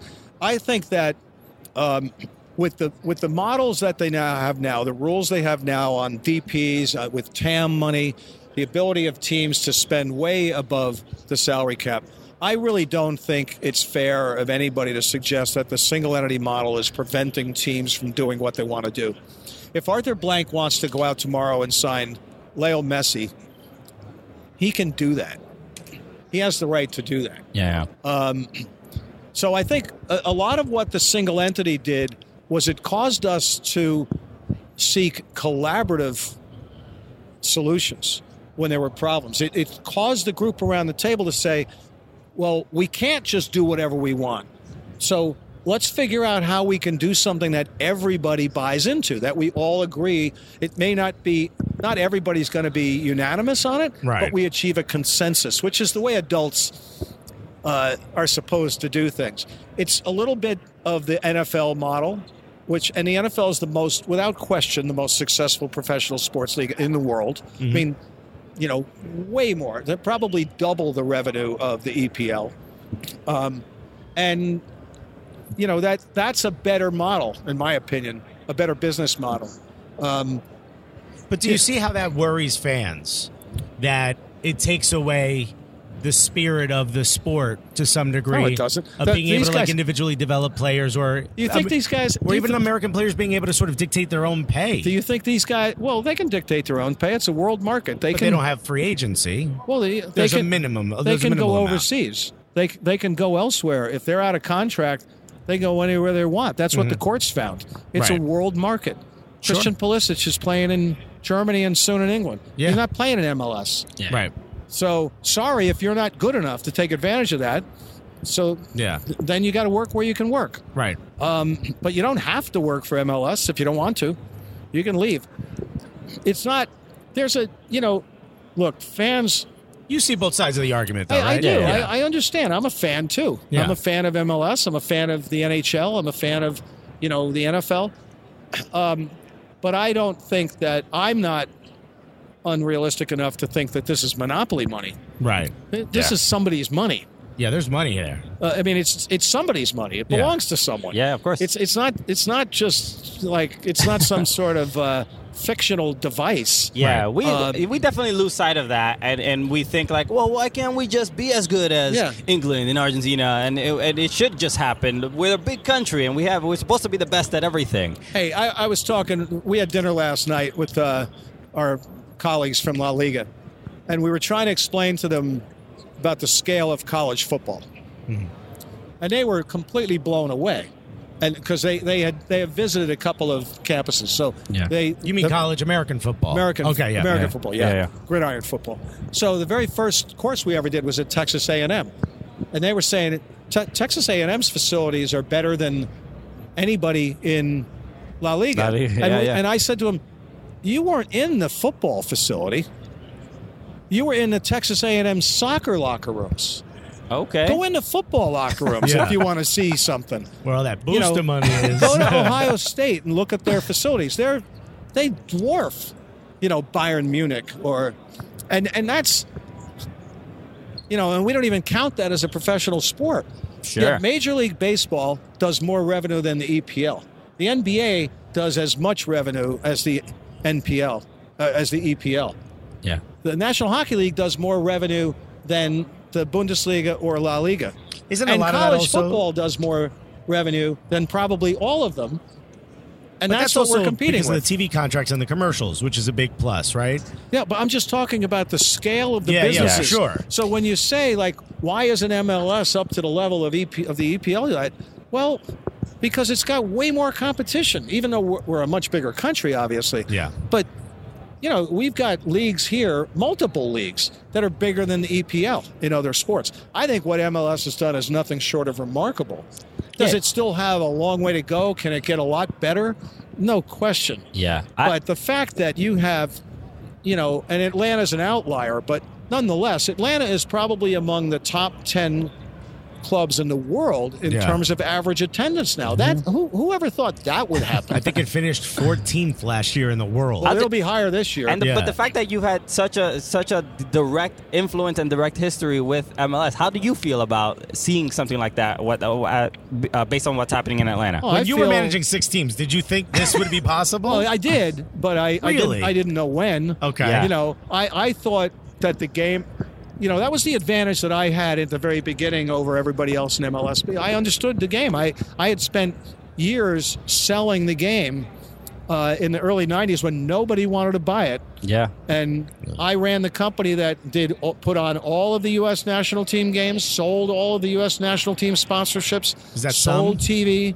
Soccer USA Partners, it was called. Oh, okay. Soccer USA Partners. People must have been like, oh, Kevin's calling again, talking about his old kicking the ball around. Jesus. Put it on Craigslist. Actually, I haven't mentioned kicking the ball around. But it was a different world. I mean, I remember flying home from Trinidad when we qualified for the 1989 for the 1990 World Cup. Where were you guys in I was November of 1989? Kindergarten, maybe? Yeah, I was, we little child. I was flying home, and we flew through Kennedy Airport to make a connection. And I bought a New York Times, and I opened the sports section on like page 3. There was about a 6-column inch story about the game, and I was over the moon. We were in the New York Times. Yeah. The U.S. national team was in the New York Times. It was unbelievable. And look where we are today. Now, that's 30 years ago. Not even 30 years ago. Look where we are today. We're so hard on ourselves. We want to flagellate ourselves. And a lot of it's people that came to the game in the last 5 years. Yeah. And I don't have that much patience for them, to be honest with you. I want to welcome them into the family. Thanks very much. But the game didn't begin the day you started watching the EPL on Sunday mornings. Right. There's a whole history of American soccer that comes before, and it's part of the narrative. We didn't get where we are today overnight. It didn't happen in the last 3 years. It's been a process. It's accelerating. I mean, the sky's the limit for the game here in America. The sky's the limit for MLS. It may not be a perfect model. It may not be the model that everybody wishes it was, but I can make a very cogent argument that the whole promotion relegation structure in Europe is wildly dysfunctional from a business standpoint. Yeah. And the only way it works is if you also have absolutely no mechanisms to achieve anything close to parity. Right. So if Manchester United or Man City or Real Madrid or Barcelona had a legitimate chance of being relegated in a given year, do you think that those leagues would allow that to continue? Of course not. So, but I say to people, I think it was 2006, if we had promotion relegation, we would not have had a team in LA. We would not have had a team in New York.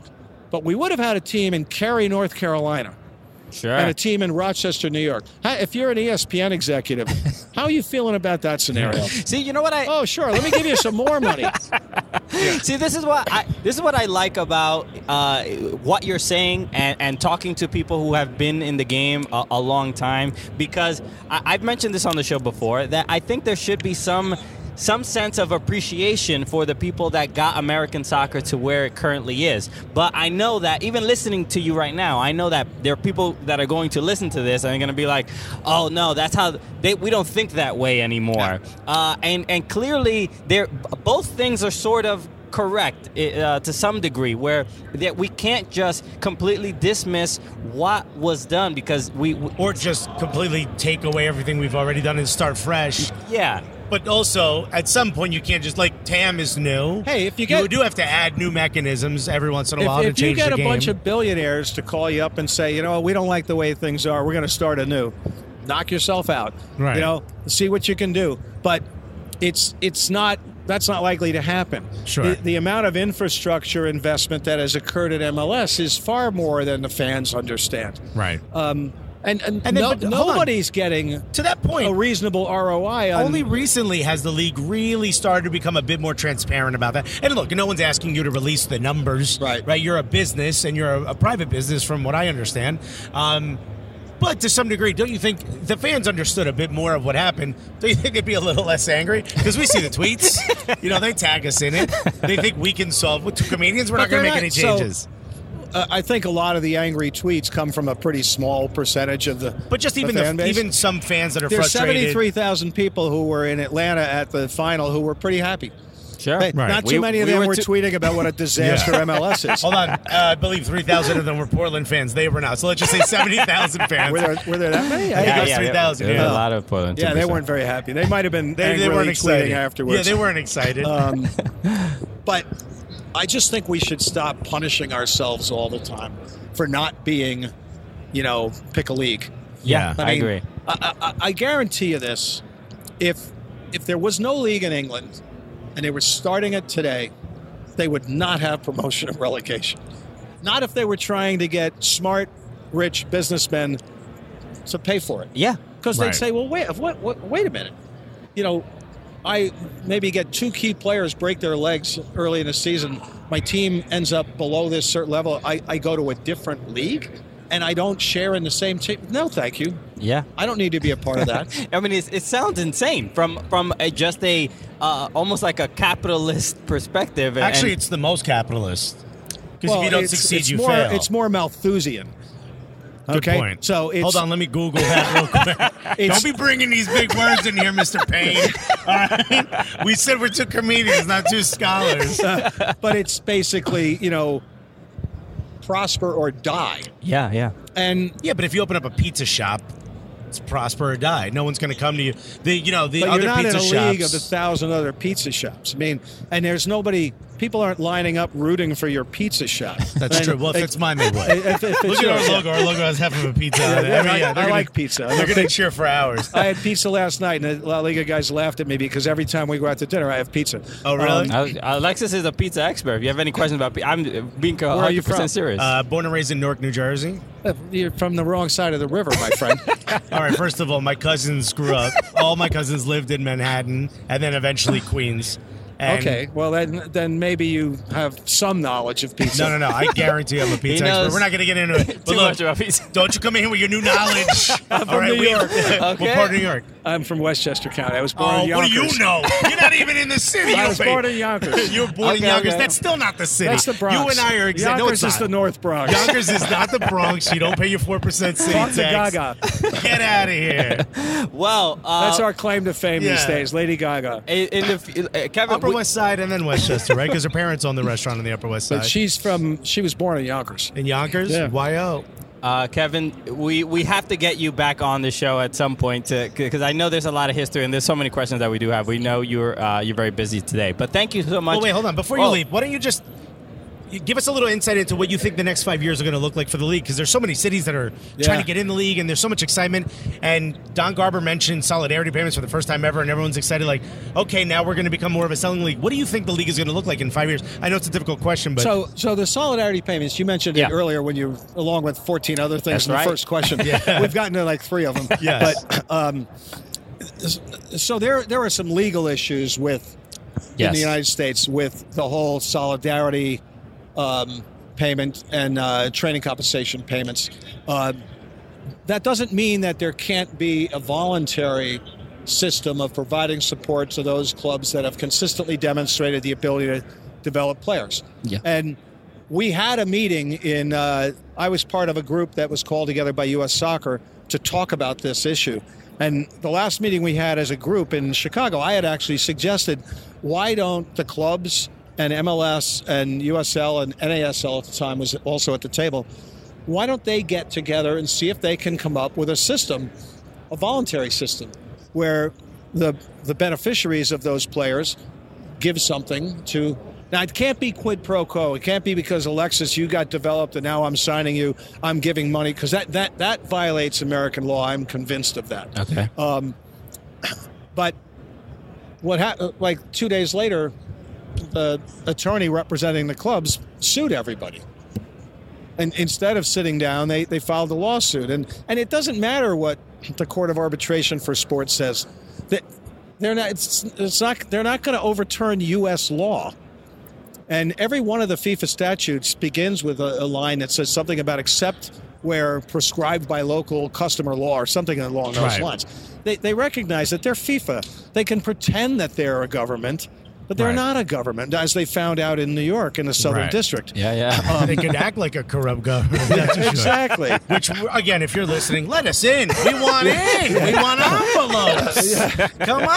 I can tell you some great stories about that. Oh, we'll shut the mics off for those, boy. I'll buy you pizza.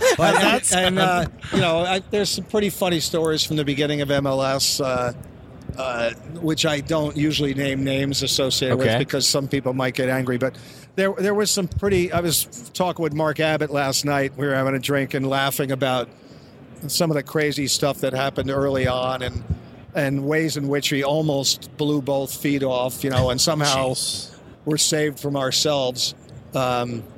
So I really do believe strongly. I'm very passionate about MLS. I'm very, very proud of what we've created with that, even though I've not been involved since 2014. But, I was one of the first 3 people sitting around a table with Mark Abbott back in 1993, I think it was. Yeah. And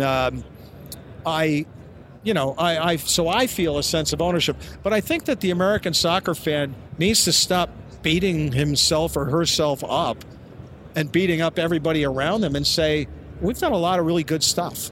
And yeah, we didn't qualify for the last Men's World Cup, and that should never happen. However, sometimes it is going to happen. I mean, Holland didn't qualify. Italy didn't qualify. I realize they didn't qualify out of Europe, and it's a different kettle of fish. But a lot of the reason that CONCACAF has gotten better is because of MLS. Mm-hmm. Oh, yeah, very much so. And so I think we'll qualify the next time. I think Greg Berhalter's going to do a good job. I think that our women's team will do well in the World Cup.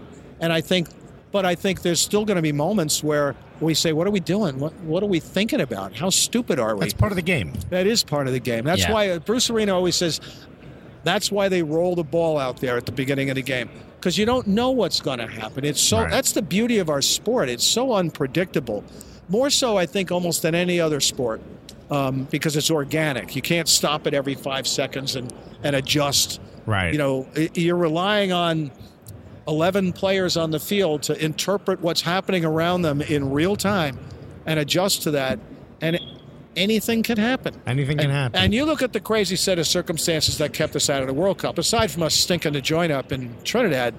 But, Panama scores a goal that never went in. Exactly. I mean, there was so many Honduras ridiculous. beats Mexico. It was anybody that thinks that Mexico. It was a conspiracy against the From United the States. highest levels of FIFA. They're trying to keep us down, but we gonna win.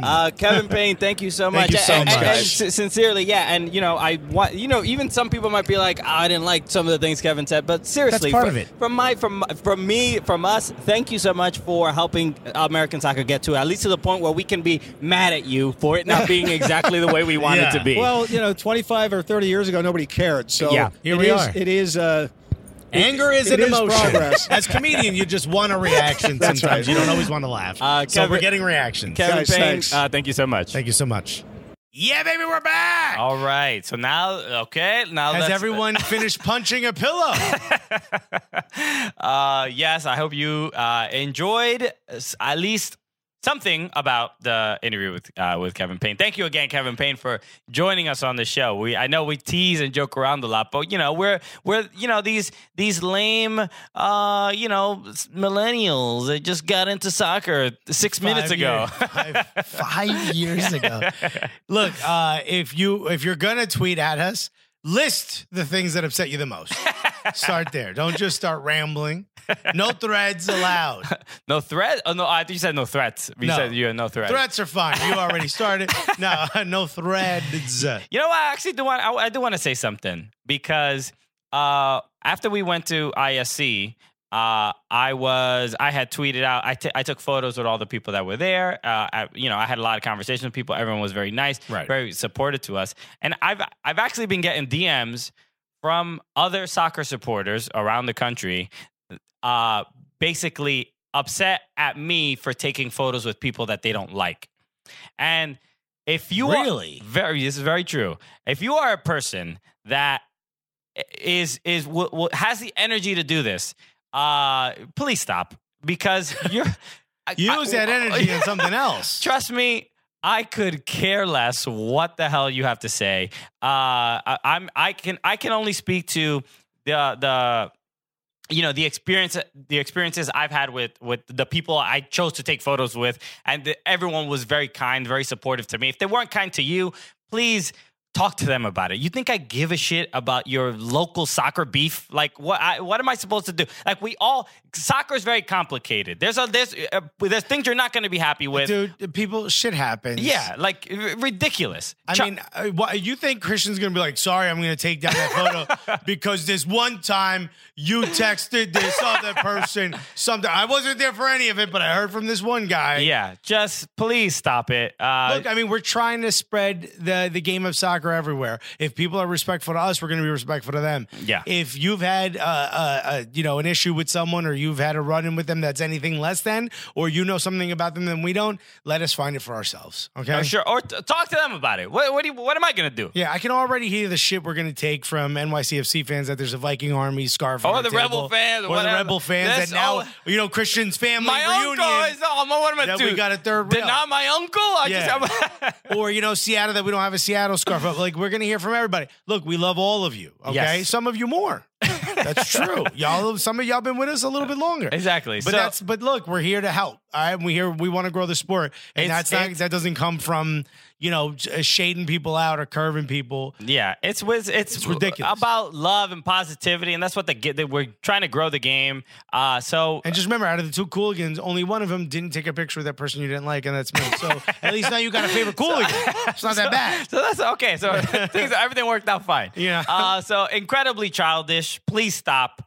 Very, very dumb. So also, I want to see these DMs. They're really dumb. Don't worry about it. So let's talk about a couple things going on. MLS related, some moves, and a bunch of weird things. First of all, let's talk about the game that Tyler Adams did have his first start in the Bundesliga for RB Leipzig, and he was. I mean, I did not expect this because he was spectacular, and I know who they were playing. Hanover, I believe. No, Dusseldorf. Not to say that they're the They best were up team. 3-0, 16 minutes into the game. So, shouts to Leipzig. You picked a good team to have Tyler Adams start against because they're just not prepared for anybody. But still, the Bundesliga. If we're gonna be that, Yes. if we're saying the Bundesliga, the standard is higher than MLS. If we're all accept that as truth, then we have to be more impressed with Tyler Adams' play. 100%. Yeah, and I was impressed. 68 touches, 57 passes attempted, a little bit more than 80% pass accuracy. This is in another level. And everyone's like, oh, MLS, it's faster, in Germany in the top flight. And this is Bundesliga.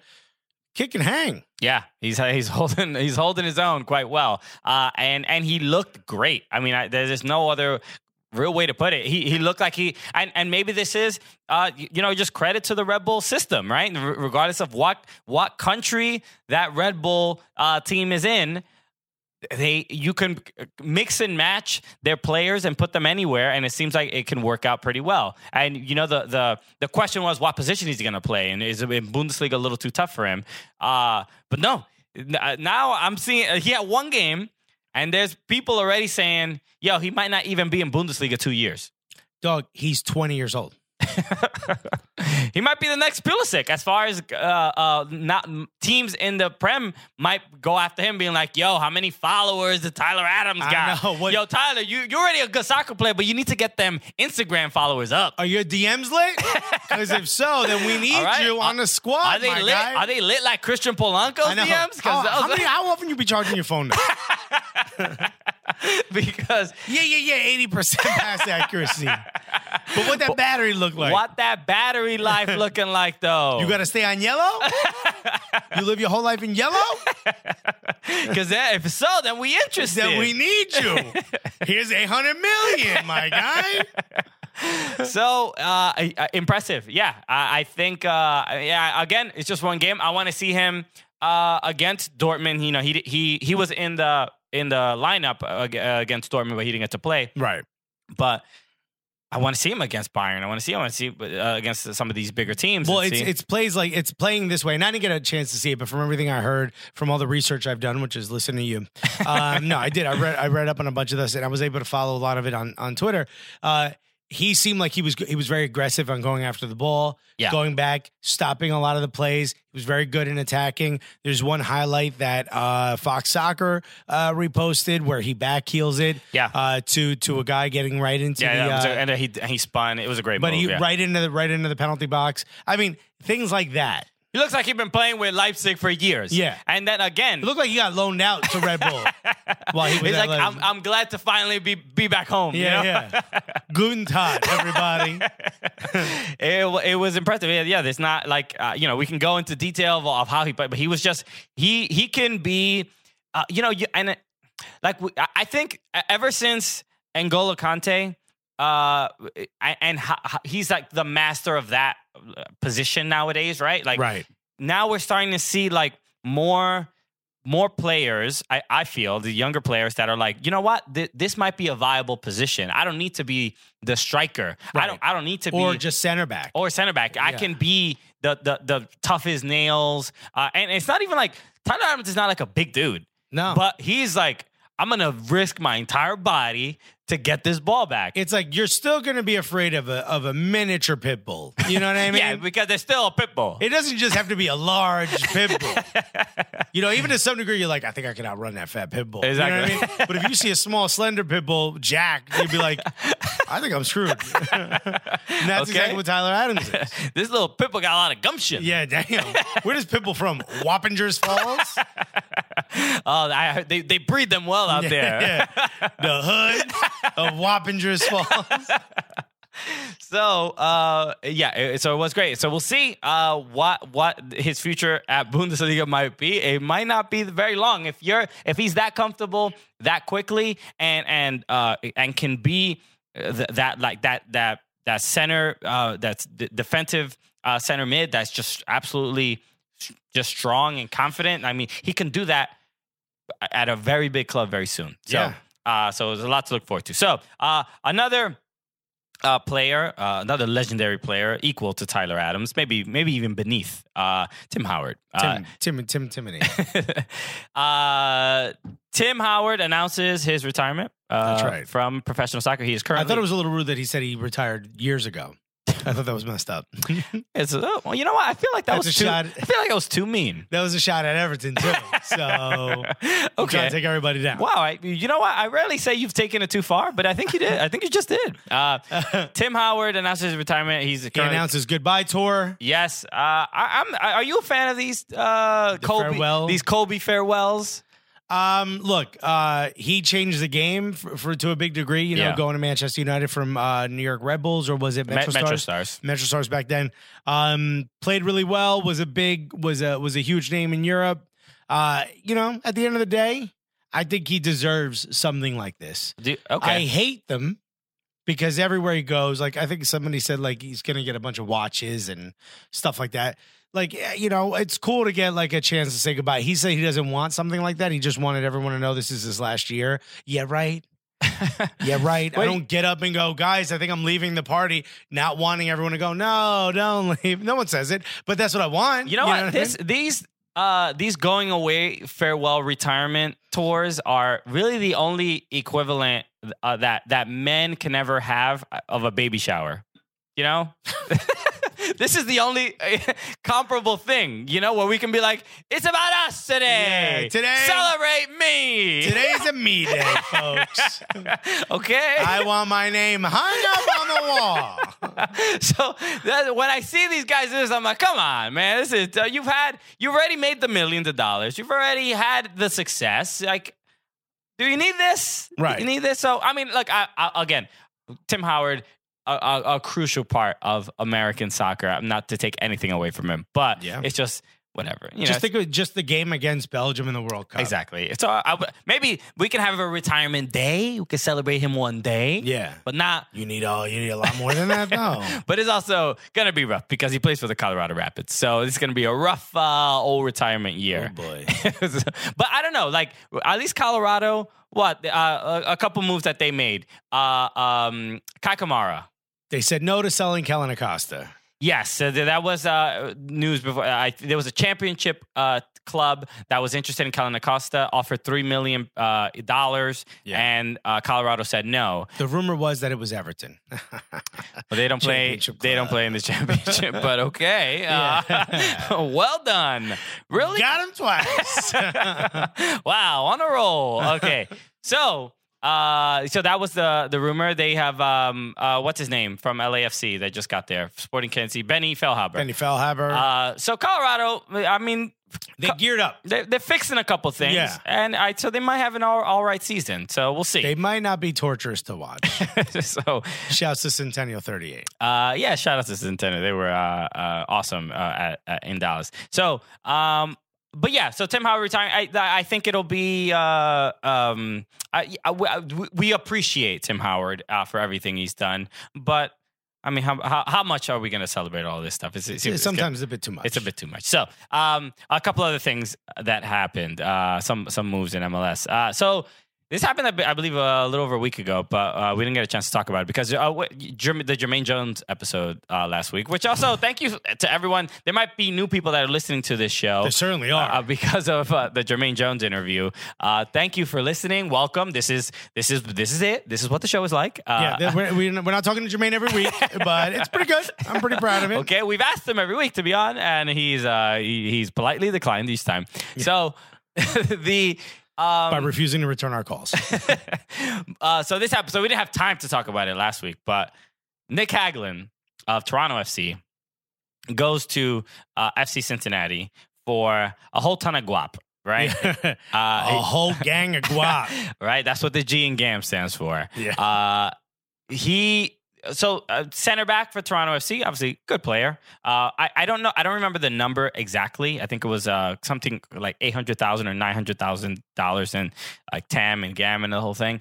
And my favorite thing has been the reaction to FC Cincinnati's moves towards this whole transfer window through their preparation for their first season in MLS. People are like, yo, I don't think FC Cincinnati knows what they're doing, right? Everybody. Little did we know, they were just waiting out everyone else shit in the bed in the East. Because first they buy all of Philly's draft picks, and everybody's like, yo, hold up a second. Do you know? It's like someone's. Did they pay you to take them? Someone's first day on the job, and it's just like it feels like Columbus told them the rules of MLS, but they were all wrong. Yeah, you know what I mean? Or first day in school, they're like, go check out the pool on the roof. They lock you up there. You know what I mean? FC Cincinnati, they got pranked. Yeah, right? They got. It's not one sneaker, one shoe day, you idiot. So they are making all these moves that nobody seems to understand. I guess they're in a position, and credit to them because at least they're doing the thing that I would say Minnesota didn't do in their first year, which is like, I think they win a game. They're doing the thing that they're like. They're not just bringing up their USL team. I feel like, Minnesota, and we hung out with Dark Clouds and everybody, and True North Elite, and great group, and we were sort of just hearing about like just the sentiment going on. But I think after talking to them, I think Minnesota United went into Major League Soccer being like, yo, we won in NASL. We gonna show these boys. You see the support we get out here better than some of these MLS clubs. Yo, I bet you our players are just fine. I bet you we're not gonna take L upon L upon L. I bet you on my mama's life. Yeah, yo, hold this TAM right now, and you keep that if we don't go undefeated. What you mean I lost all that TAM on day one? So FC Cincinnati being like, all right. Let's not be too big for our britches. Yeah. And let's prepare for anything. Let's get some veteran leadership kind of show. Which Minnesota is doing this year as well. Yes. Minnesota don't learn their lesson. You're like, we got a stadium. We can't be out here taking all these L's. Leave the L's at Minnesota University. So so that move to get Nick Hagglund, yes, they probably overpaid, but they're in a position where the rest of the teams in the league are like, yo, Cincinnati, you got a USL team, you're gonna have a rough time. Yeah. And they're like, hey, can we have one of your players? They're gonna be like, yeah, it's gonna be $1 million. Yeah. Okay. Yeah, we haven't said which player yet. And then it's $1.2 million now. Okay. What you think we doing, bro? You need this. What, you gonna have a bunch of college players? Yeah, so they're in the position that they're in, and look, they're using. But also they're an expansion team, so they get a lot more talent. Yeah, so they're gonna, and the other teams know that. They're like, yo, we know what you got. Yo, Yeah. run them pockets. Yeah, Yo, yeah. Your pocket's looking extra thick right now. I know. They're like, oh, you want one of my players? What you got in your pocket? So look, good on them. What you got in your shoe? Okay. So they look good on the other teams. So like, that there is that. It's like these bodegas that if they think you're not from here, they don't put any prices on anything. You get a bottle of water, they're like, yeah, that's $1.50. And you're like, yo, he's like, all right, that's $1. Damn it, man. You got me. Yo, Yo, Habibi, you what gonna was do me it? like What that? was it? My outfit? I'm Yo, sorry. Is it the hat or the shoes? Tell me now, because I can't be out here with that $1.50 energy for a bottle of water. Okay, I ain't gentrifying this. No. I've been here too long. I've been here way too long. I shouldn't even ask, man. I should have just put $1 down and walk away. I knew I shouldn't have bought these Warby Parker glasses. I know, yo. I hear in my basic bitch uniform. My girl got me these, man. Oh my God! It's the last time I buy Uggs. Yeah, I'm walking the dog. That's why I'm wearing Uggs. Oh man! So, what were we talking about? We're talking about FC Cincinnati. FC Cincinnati. But so it's like when Barcelona wants a player compared to Nantes or whatever. Yeah. It's like, well, Barcelona. Yeah, he's gonna be he's a little bit more expensive. When Nantes is on the phone, they cover the receiver and they're like, yo, they ain't got nothing. You know what I mean? Like, let's not. Yeah. We don't even want this player. But if it's Barcelona on the phone, we're like, we love that player. Of course we rate him at $100 million. Don't you? You should have if you made this phone call. So like that's what FC Cincinnati is, the Barcelona of MLS. That's all we're saying. You got too much money right now. Everybody knows how much money you got. And by the way, we don't know how much money they get. All the other teams know, though. Okay. All the other GMs know how much you get for an expansion. Yeah. So they're like, yo, I'm doing the math. This team got a lot right now. Exactly. So, and then another move. Speaking of Minnesota United, Ike Opara. This is just yesterday. We're recording this on Tuesday, January 29th. So Monday, January 28th. Ike Opara leaving Sporting Kansas City to a trade of I think $1 million in TAM and GAM and all. I think it's up to. It's 900, and there's an extra 100,000 if they make the playoffs. Yes. So Ike Opara leaving. So let's just say 900. But Ike Opara leaving Sporting Kansas City, definitely a big loss for them. I don't know who is exactly going to be able to produce like he does. Bruh, stack that TAM on top of it and put that out there. Hopefully, yeah, they have to bring in some kind of replacement. I forgot who is the backup center. I mean, Beasler pairs usually with Opara. I forgot who the backup to Opara is, but he was. Remember, he got injured. Yeah, a little bit of injury, and this is what he doesn't get injured because of just through play. He gets kicked in the head. Yeah. Too many times. My dude gets cleats All right, in the side of his head. The guy, he puts his head everywhere. And here's the thing: this is what Sporting Kansas City does better than anyone else. Is they're willing to get rid of their players. They're like Menudo. As soon as you're a little too old. Yeah, you know what I mean? Yes, Sporting Kansas City is the Menudo. It's Menudo. But here's the thing, like they're willing to get rid of their players just before they're too old. Yeah. So they can get the most value. That's how Sporting Kansas City got to do it. Yeah, but Sporting Kansas City, they came so close to, getting to the MLS Cup final. They got Ozzie Alonso too in Minnesota. Minnesota went and was like, "Oh, we're the worst defensive team in MLS history." Good on them. Then let's shore this up a little bit. But they got a bunch of people that are oft injured. Yes, but I think I guess the gain is definitely bigger for Minnesota than the loss is for Sporting Kansas City because they have a good team in general. But I genuinely feel Ike Opara still has something to offer to Sporting Kansas City to help them get to that final, again. And so I think they're going to have a tough time replacing Ike Opara. That's all I'm saying. As far as especially come playoffs, the dude is just reliable. That's the main thing I think they're going to be losing. So maybe a little, I think they traded him too soon. my opinion, maybe a year too soon. But that's just how I feel. Anyway, but yes, Ozzy Alonso going to Minnesota. Your Cuban brother. That's right. My uncle. Your uncle. Yes. I think I'm his age. But just a wonderful human being. I love you, Ozzy.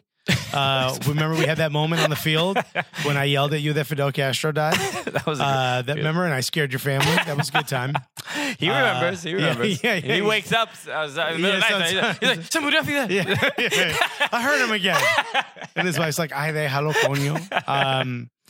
So I think this is big for the end of his career. You know, he gets one more payday. He still had some gas in the tank. He was very upset that he had to leave Seattle. He gets to go to Minnesota. There's it feels like a little bit of a resurgence for Minnesota. A lot of these players have something to prove. And if that comes together. A resurgence? I think it's just a surgence. A surgeon. They haven't read anything. Yeah, you need to do something once. The only thing they repeat is losing streaks. Yeah. So this is, I think they're going to have a lot, if all these players stay healthy, and I feel like everyone's going to try their hardest to do that. Because it seems like they're all going into Minnesota with a chip on their shoulder. Yeah, but I like this attitude from some of these clubs, especially the teams that weren't doing well, where MLS veteran leadership is the resurgence, right? Now that is the thing that people are like, all right, we just need somebody who's been on the job 3 to 4 years, who has some experience, right? You know? Because we got the young kids. Let's get some of the old heads in interns here. haven't been able to deliver. Yeah, exactly. So that part is good. And Ozzy Alonso, I mean, there's no body I can think of right now when you think of just like a straight up MLS vet, just a dog out there that it will push everybody. And my favorite thing about Ozzy Alonso is not his play on the pitch. It is for the Seattle Sounders. They would their media team would always have like the camera guy like in the huddle in the middle, and that person would sit in the middle and film them and seeing Ozzy Alonso, captain of Seattle Sounders, give a rousing speech to get his teammates excited about the game. It made you want to run through a wall. In the strongest Cuban accent you've ever heard. Okay, right now. This is what we gotta do. Okay, we gonna win. 3 points. Go do now. And everybody, and Clinton's like, what? I don't know what it is, but I'm doing whatever it is. Chad Marshall's like, I don't think any of that was in English. Do that one more time. Just slower. Ozzy, stop yelling. I know yelling. These are how Cuban people talk. Christian Roldan is like, I speak Spanish, and I don't even really exactly know what just happened. Just you didn't say one S the entire time. Could you just run that back? And the dude, he's a leader. He's a captain. Yeah. He's a motivator, and that is the thing that he's going to bring, to Minnesota. So they got a good player on their hands. And I know, he's a bit older, not as fast as he used to be, but that's not his game. He knows where to be. He understands the game quite well. And if you are a Cuban restaurant in Minnesota, get ready. Because Ozzy Alonso's visiting. It's weird. If you are a Cuban, like it's like a person. Like, if you listening right now are a restaurant that happens to be Cuban in Minnesota. Oh, I didn't think they would talk about me. Yeah. Pots and pans are rattling. So a couple other moves that happened. Speaking of Toronto, so there's a bit of a. Also, if you're listening, are you still upset about that Kevin Payne interview? Have we cheered you up? Yeah. Have we gotten you out of that mode yet? So. Sebastian Giovinco and Josie Altidore. We should talk about them a bit because Toronto FC, the team, won the treble. Then going back to Champions League, and then next keeping it together. They're missing the playoffs the following year. Mm-hmm. It seems like I don't know exactly what's going on. The 3 big names are up for new contracts. They have a year left, all 3 of them. Yes. So Sebastian Giovinco, Josie Altidore, and Michael Bradley. Michael Bradley has basically said, "I'm not going to even talk to you guys about it till the end of the season. Relax. I want to stay." Okay. Josie is like, "Yo, me too, but also I want to know about this now. Mm-hmm. Like this should be tied up now. Like I don't want to go into a lame duck season." Giovinco's like, "New phone, who this?" Giovinco is like, Giovinco left training camp supposedly to go get his medical. Yeah, for a team. Well, apparently it wasn't. It was to go get his back checked, supposedly. Okay. But he said he was going to go back to Toronto. He didn't. He stayed in L.A. or he went to L.A. Yeah. Supposedly not getting his back checked. Supposedly was a medical for Al Hilal. Yeah. which is, as we all know, very delicious food. Beautiful. I mean, get the steak and the chicken mix, extra white sauce. If you don't get the reference, it's a food truck in New York. But he supposedly is going to Al Hilal, which is a Saudi Arabian team, a big team in Saudi Arabia. So kind of a dick move, but this is his last paycheck. He's 32 years old. Yeah, he's well deserved. He also was the last 2 years, I believe, the highest paid MLS player. Mm-hmm. So and it looks like he deserved it for everything except last year.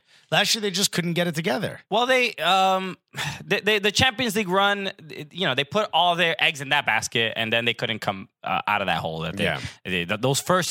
Those first like 10 games. It was USL. It was the USL team, basically. Yeah, it was year TFC, 1 Minnesota United, TFC 2 out there, and then that's what led to them not reaching the playoffs. But it's surprising to me that Toronto doesn't want to keep him, but he has been again. He's sort of in the David Villa issue, right? Well, he was like he'll be a good player, but he's definitely going to miss like 10, 12 games a season. Right. And he's lost a step. And here's the thing. The three of them together aren't going to win you the championship anymore. I disagree with that. I think Atlanta has taken a step forward. I think other teams have taken a step forward. You have to look at it like if you're in the NBA, the players you have, if they're not good enough to be Golden State, then go ahead and get rid of them and start gearing up for a rebuild. You know what I mean? Okay. Use this time where no one's going to be Golden State to go ahead and put those pieces in place so you could get a chance as soon as one of those players leave. Or go get yourself one of those players. I hope they're listening 17 floors below me. Come on, Knicks, get KD next year. So if you're in MLS and the three big names you're paying a lot of money to don't afford you the ability to put the pieces around them to beat Atlanta, who won last year pretty handily, then why you got him? Why are you paying for it? I don't know. That mentality, maybe it works like to some degree in MLS because no teams have to worry about being relegated. That's definitely not the case in the rest of soccer. Elsewhere. You cannot do that elsewhere. You can't be like, oh, whatever, we can't be Manchester City. We'll just like tank this season and figure things out for next time, or get a high draft pick in the Prem. That's right. That's not going to happen. They had the two highest. Thank you, Timothy, for sending us that. They had Sebastian Javinko and Michael Bradley. What are you talking about? Toronto FC. The highest paid. The two highest paid players in the whole league. Okay. I think my highest draft picks. I'm like, what are you talking about? If you had the two highest paid players, and that's not good enough to beat the team that won, and those players are now a year older in their 30s, you gotta scratch that. They had one bad regular season. If they had a great run in the Champions League, if they were back to the team they were 2 years ago, is that good enough to beat Atlanta last year? Or this year coming up? They beat Atlanta in the last game before the playoffs. Yes, but is that team good enough to beat this Atlanta team? With Pete and no Miguel. Well, we haven't seen Pete yet. I think the answer is no. And I think Vanny and I was going to say Vanny again. Vanny and some of the other guys over in Toronto are looking at that and going, no. So then, why are we paying these millions? It's not like we're going to be dropped. I mean, just one bad regular season. They're also in the Champions. He's a year older and more injured, but they're still in the Champions League. They won the Canadian Cup. They were going to be playing in the Champions League in a month. They're still a good team. So I keep Altidore at least for at least another 2 years. That's me. They were incredible in 2017. That was an incredible team. So it is what it is. So we won't agree. Fine. But let's talk about Greg Vanney. I think this you know how much I love Greg Vanney. Definitely a vein popped up on the side of his head because he got into a huge fight. So let's end the show with this because this is straight up Cooligans content right here. This is Vanderweel.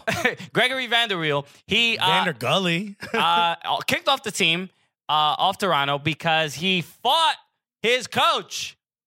fought his coach. Supposedly tried to fight. He took a swing at Vanny. That's the big rumor now, is that he didn't actually land it. Okay. He tried to take a swing. If you swing and you miss, You should stay on the team. no, You got bad aim, bro. That's why you're not a striker, my but guy. you still attempted to fight. If I was having a boxing match and I didn't land a punch, I'd be like, I was still in a fight. Yeah. So he fought his coach. Yeah, by the way. I got hit a lot. Trust me. Yeah, this dude. Well, who's was it Morvay who says, I know I'm not good at boxing because he yeah. got punched in the back? Yeah. That's not supposed to happen. You're not supposed to run away from the other guy. That would Yes. be you in a boxing I was match. in a fight. I didn't land one punch. The wait. CompuBox numbers were very bad on my part. Also, I could not have any amount of skill to not just get punched all over the place. I'm too big. I'm too big. I'm too much of a target. You're King Hippo from Mike Tyson's Punch Right. All right. He's the only one that fits your stature. Luckily, Anyway. Dominicans weren't allowed in baseball video games back then. So yes, fought his coach off the team. And I love his Instagram paraphrasing. I don't remember, I don't have it in front of me, but he basically did the, he didn't even really mention the fight. He was just like, well, you know what? I just really want to win. And clearly some other people don't want to win as bad as I do. I'm like, yo, bro, you fought the coach. Yeah. Nobody wants to win that bad. You can't take a swing at your grandma and be like, I just love this family so much. Maybe other people don't love this family as much as I do. Yo, I'm actually questioning you why you ain't throwing punches. Yo, son, why you over there not swinging at Abuela? Don't you love us? That's not how that works. No, I don't know what your family situation was, but it's not like that in Major League Soccer. No, that's not like that in any league. So, I don't know. You can't choke PJ Carlissimo and expect to stay on the team. Yes, we were joking around about it. Tim mentioned the same thing. He's basically the Latrell Sprewell of Major League Soccer. Oh, God. And Latrell Sprewell got his hands on PJ Carlissimo. So, yes, he was a little bit more effective. Yeah. But Which means don't leave Toronto yet. Go back, get that swing on, man. You got to connect. So Gregory Vanderweel is he's a pretty good player. And now it puts... Yeah, but he was a big TAM guy, so they got now more money. They do, but it now the question is: does Gregory Vanderweel go to another team? Does another team want to take on the risk of the guy who's taking a swing at his coach? There's only one team that would do it, and it's Orlando. And you know it. And you know Orlando would do it.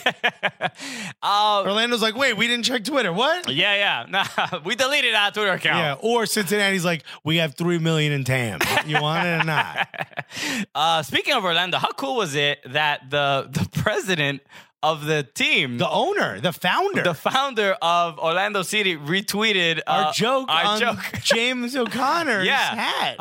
Which is crazy. And she It's was a woman. Her last name is Rainey, I believe. Yeah, I forgot her name. I'll look at her now. But she retweeted it and was like, "Hey, She was like, this is hilarious." And she goes, "James needs to see this."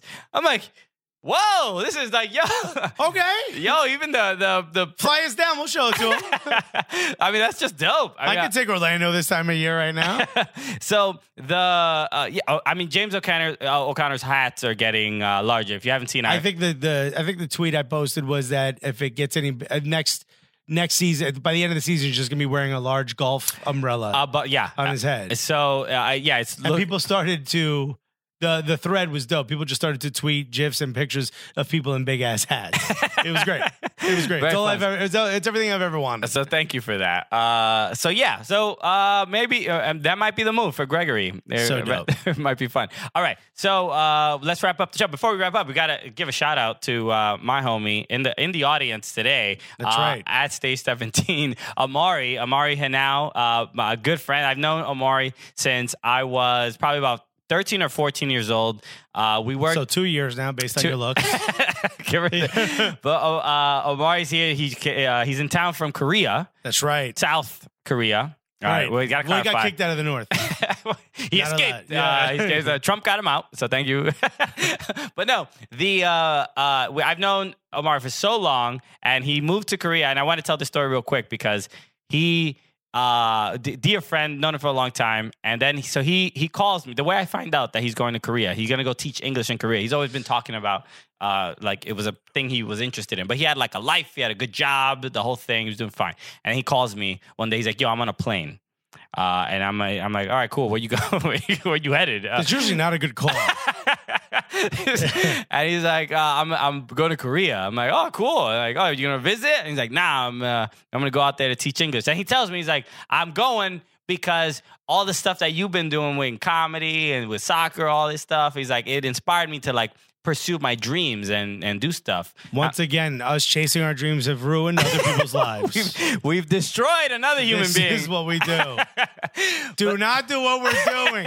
Talk to our family members before you make any decisions. And he's so then I call him. I talk to him. I message him like about a month later. I'm like, yo, Amari, what's good? How you doing? How's Korea? And he's like, yo, I tore my ACL. I'm like, what? What have you done to me? And he's like, oh, I was in like a company game. I was playing volleyball, tore my ACL. So I'm like, it went from the pressure of like, oh my God, I inspired him to go to Korea to being like, yo, I tore his ACL. I tore it. I did it. It was my fault. Yeah. He calls you, I'm in a hospital. Not a plane. A hospital. So things are very different right now. Yeah. But shout out to Omari because he's in Korea. He listens to the show. And he goes out to support South Korean soccer team. What's the name of the team? Jeonbuk. Jeonbuk FC. So shout out up the bunks. Yeah. Jeonbuk. I guarantee that's what they say at the stadium. The thing's got like 7 stars above it. They must be doing well. Exactly. So maybe one day we'll go to a game in South Korea. Who knows? I would love to. Are there any Cooligans fans in South Korea? Well, there's always one who listens, and he's here today, baby. When we check the stats, I'm like, who the hell? We see it like you on the podcast as we see what like countries and cities are lit up. And it's like Korea, like 55 downloads. I'm like, okay, all right, okay, we have a contingent out there. Mm-hmm. Oh no, it's just Amari. So shout out to him. Also, he's a teacher, so steal the kids' phones and start downloading Cooligans. Subscribe to Cooligans. Easy option. They're very good. All right. Like always, thanks again for listening to all our fans in South Korea we're speaking to directly. We're looking and at our fans in North Korea. We don't discriminate. Okay. Speaking of North Korea, I hope you enjoyed the interview we did with. Oh boy, isn't this his handlers are going to listen to this? I know, we're having fun, man. We're having a good time. We're comedians. We got a roast, that? all right? We love everybody from Carlos Cordero down. We love them all. So thank you again for listening to the show. Make sure you subscribe to the show, leave a review, show that support. If you want to be a part of, you want to be in this audience, join the Gully Squad. That's always an option. We're going to be also some surprises coming up for our Gully Squad members. We're preparing something fun for you guys. So, and that will be exclusive to the Gully Squad members. Yeah, so. That's exclusive to Gully Squad. So if you want to figure out what that is, join the Gully Squad, and maybe you will get, into this super secret group that may or may not exist. Exactly. And you'll find out exactly what that is. So join Gully Squad. Go to soccercooligans.com. Hit join Gully Squad.